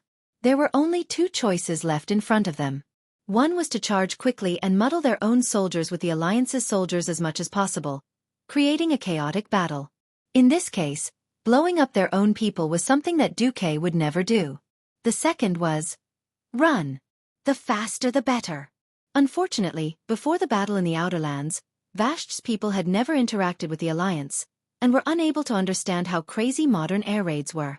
In addition, the leader today was the brainless deep-sea giant boss Marogri. In the end, the group of Naga made the most idiotic choice. Like curious babies, they looked at the large-bellied ship above their heads as it opened its hatch. A large cloud of gray stones fell from the sky. What is this? Don't know? If they want to kill us, they should at least use stones, right? A group of male Naga who were not very intelligent showed the Alliance what it meant to be dumbfounded. Very quickly, they realized that something was wrong. The grayish-white substance on their bodies reacted to the water on their bodies. It was a terrifying feeling, as if one was suddenly thrown from a cool spring pond into a blazing hell. The psychological gap was accompanied by the sharp pain around their bodies. Every Naga could not help but wail in pain. They beat themselves madly, using their claws to wipe the dust off their bodies. However, it was useless. In order to display the characteristics of aquatic creatures, their bodies were mostly soaked in waist-deep waterways. However, when these gray stones came into contact with the water, they immediately produced a terrifying heat. Every water channel was like boiling water, crackling and popping. From afar, over 1,000 Nagas and water elementals looked like glutinous rice balls rolling in sesame paste. Glutinous rice balls in the form of monsters. They used their strong bodies to struggle with all their might, but under the intense pain of the ultra-high temperature, it didn't take long for them to fall dead in the waterway. No. It was already a mud road, not a waterway. The quicklime quickly filled up every small waterway, turning it into a sticky, semi-solid substance. On the high ground on both sides of the dam, Bu Lang and the soldiers of the Griffin Legion were dumbfounded.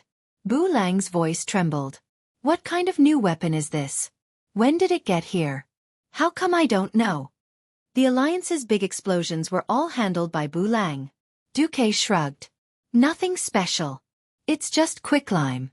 It suddenly encountered a large amount of water, and became like this. Quicklime was the most commonly used industrial raw material. It would mature after being wet, and was a typical coating material and adhesive for bricks and tiles. Bu Lang, of course, did not know, because this stuff was originally used to build blockhouses. Quicklime would produce high heat when it came into contact with water. For a certain transmigrator, this was just common knowledge in middle school. But for Bu Lang, who had never looked back on the road of explosions, this was obviously unorthodox knowledge. Bu Lang's tongue was hanging out, and his eyeballs were about to pop out of their sockets. His brain seemed to be unable to accept that such a strong Naga division was completely destroyed in a few blinks of an eye. Bu Lang's brain worked very quickly. If there was enough quicklime, then the crooked deadlands of Zangarmarsh that ordinary people could not set foot in would all become roads. At this moment, the deep-sea giant boss Marogri, who was heavily injured by the high heat of the quicklime, went crazy. Chapter 1404. The condition of the ground was terrible. There was boiling lava-like stuff everywhere. Hot and sticky. It was like walking in the crater of an erupting volcano. Marogri slipped and half of his body was stuck in the slurry mountain of slurry, which made him feel even more pain. Roar! Marogri tried to summon a water ball to get rid of the disgusting stuff on his body, but the surrounding water had all turned into sticky slurry. This stuff was beyond the scope of nature, so he naturally could not command it. Without magic, he still had a strong body that was unimaginable to mortals. His huge body that was 6 stories tall could be said to be unstoppable when he charged. After letting out a roar, he instinctively identified a direction and launched a violent charge. Originally, seeing such a formation, the Alliance infantrymen would probably be scared to the point of peeing their pants, if he had not been blinded by the limestone. A ridiculous tragedy was born. If he had charged in the right direction, whether it was the tiny human infantrymen or the few diesel tanks, they would not have been able to stop him. Unfortunately, he charged in the wrong direction. Dark Swamp Village was originally not directly under Vashj's territory. It belonged to a group of broken. These Dreenii who had lost their minds had to add the new label of unlucky, in addition to losing their minds. The brute force of the deep-sea giant boss was not something that their crude houses built with straw and wood could resist. Not only the houses, but even the huge stone mushrooms unique to Zangarmarsh were also affected. Mushrooms that were 10 stories tall and 20 stories tall were directly knocked over by Marogri. The berserk but blind giant destroyed everything he touched in a frenzy. Broken wood, thatch and stone mushroom fragments exploded, splattering in all directions like rain. Fire! In the sky, the commander of the flying battleship ordered. The hatch of the cannon opened, and the cutting-edge cannons aimed at the giant, roaring loudly. However, most of the cannons missed. It was not that the Alliance's cannoneers were too bad, but the conditions in the Outer Realm were too bad. Without the core, it was already a miracle that Delano could still maintain an atmosphere that did not collapse. It was difficult to expect there to be any stable airflow or even air circulation in the sky of the Outer Realm. Because of the unstable airflow, all the flying battleships were like wild horses running wildly. No one knew which direction they would turn in the next moment. After all, the flying battleships were not birds of prey that could fly in the sky. Birds could instinctively adjust their body balance. On the other hand, the flying battleship could only rely on the helmsman's ability to make slow adjustments. To be honest, it was already a miracle for them to be able to fly into the sky and conduct an airdrop. Xueqi rolled his eyes. Clearly, in the irregular gales of the Outland, flying warships could be used to blow up huge fortresses and fortresses. It would be a joke to think of covering fire. Bu Lang couldn't bear to watch such a terrible bombardment. He snapped his fingers. The dwarf artillerymen who had been deployed on both sides of the dam immediately lifted the camouflage net made of ropes and large pieces of leaves, revealing the cannons underneath. This time, his aim was much better. As a cannon that had long been calibrated to shoot the elements, it could fire one shot in less than 30 seconds. The power of the new breech-loading cannon was also displayed at this time. The cannonball's initial speed was very fast, so fast that the giant boss had no time to react before it was hit. Just the first round of the fierce impact was enough to make Malogri stagger. Even with his thick skin and thick flesh, he could not withstand the bombardment of the 155mm cannon. In Xueqi's vision, a large flower of blood blossomed from the giant's shoulder along with the explosion. Perhaps in a place like the Serpent Cavern where they had to dive, they would have to fight a hero against a hero and kill him by force. But here in the vast swamp, there were many ways to deal with this big guy. Malogri must die. Xueqi gritted his teeth. If he didn't die, he could use his giant anchor to destroy the new dam with brute force at any time. Once the Naga entered the Taroka forest unimpeded, the Alliance would be in trouble. After the first cannonball hit, there would naturally be a second, a third, an innumerable number of rounds. This was a battle between the new cannons and the old mysteries. Countless cannonballs collided with the majestic body. At that moment, the entire dark swamp village was shrouded in the glow of the explosion. In a trance, Xueqi seemed to see dark ripples of water appearing densely on Malogri's body. These ripples formed a layer of bright blue network at any time. Originally, it seemed that the sea giant had a chance to survive this wave. But at this moment, the Alliance hit the jackpot. A powerful dwarf bombardier smashed a 4,000-pound superbomb onto Malogri's head. Boom! The explosion caused by the 2-ton bomb completely enveloped the entire dark swamp village and spread in all directions. With the giant at the center, there seemed to be a moment of delay before a visible shockwave swept across the entire swamp. Whoa! Mark Dooku wasn't Xueqi himself. Unless he wanted to use his life-saving skill, Ice Barrier, he could only obediently hide behind the enlarged Bu Lang who had activated Avatar. He wasn't the only one who had to hide. Even the retreating soldiers of the Griffin Legion had no choice but to crouch on the ground and use their rectangular tower shields to protect themselves from the flying sand and stones that came crashing down on them. Unfortunately, Xueqi had underestimated the power of the explosion. If it wasn't for Bu Lang grabbing him at the crucial moment, he probably wouldn't have been able to avoid the tragedy of being sent to the sky. This wasn't an exaggeration. Not far from them, more than 10 soldiers were blown away. The less fortunate ones fell directly onto the rocks beside the waterfall and probably died on the spot. Only half of them were luckier and fell into the pool below the waterfall with a splash. If it wasn't for the construction workers who hurriedly used poles and other things to pull them out, they probably would have fallen as well. Under normal circumstances, no one could swim in armor. Did he die from the explosion? Faced with Bu Lang's question, Xueqi really wanted to say, yes. Unfortunately, the answer was the opposite of what he wanted. While he wasn't completely unscathed, Malogri was indeed not dead. His huge body was sealed in an even bigger ball of water. To Malogri, This suffocating situation was like returning to his mother's embrace. His face maintained a ferocious expression. His eyes didn't open, and his mouth kept bubbling. Bu Lang and Duque's pupils suddenly shrank. Indeed, the huge water elemental beside Malogri that was 3 stories tall was very eye-catching. However, the focus of everyone's gazes was on the petite but charming female figure on the other side. Snake hair, a bow, a soft snake-shaped lower body, and an overwhelming evil aura. There was only one existence that fit this description. Vashj. Kakik. I really want you to enjoy the moment of victory. Unfortunately, I can't do it. After all, Malogri is one of the few decent subordinates I have.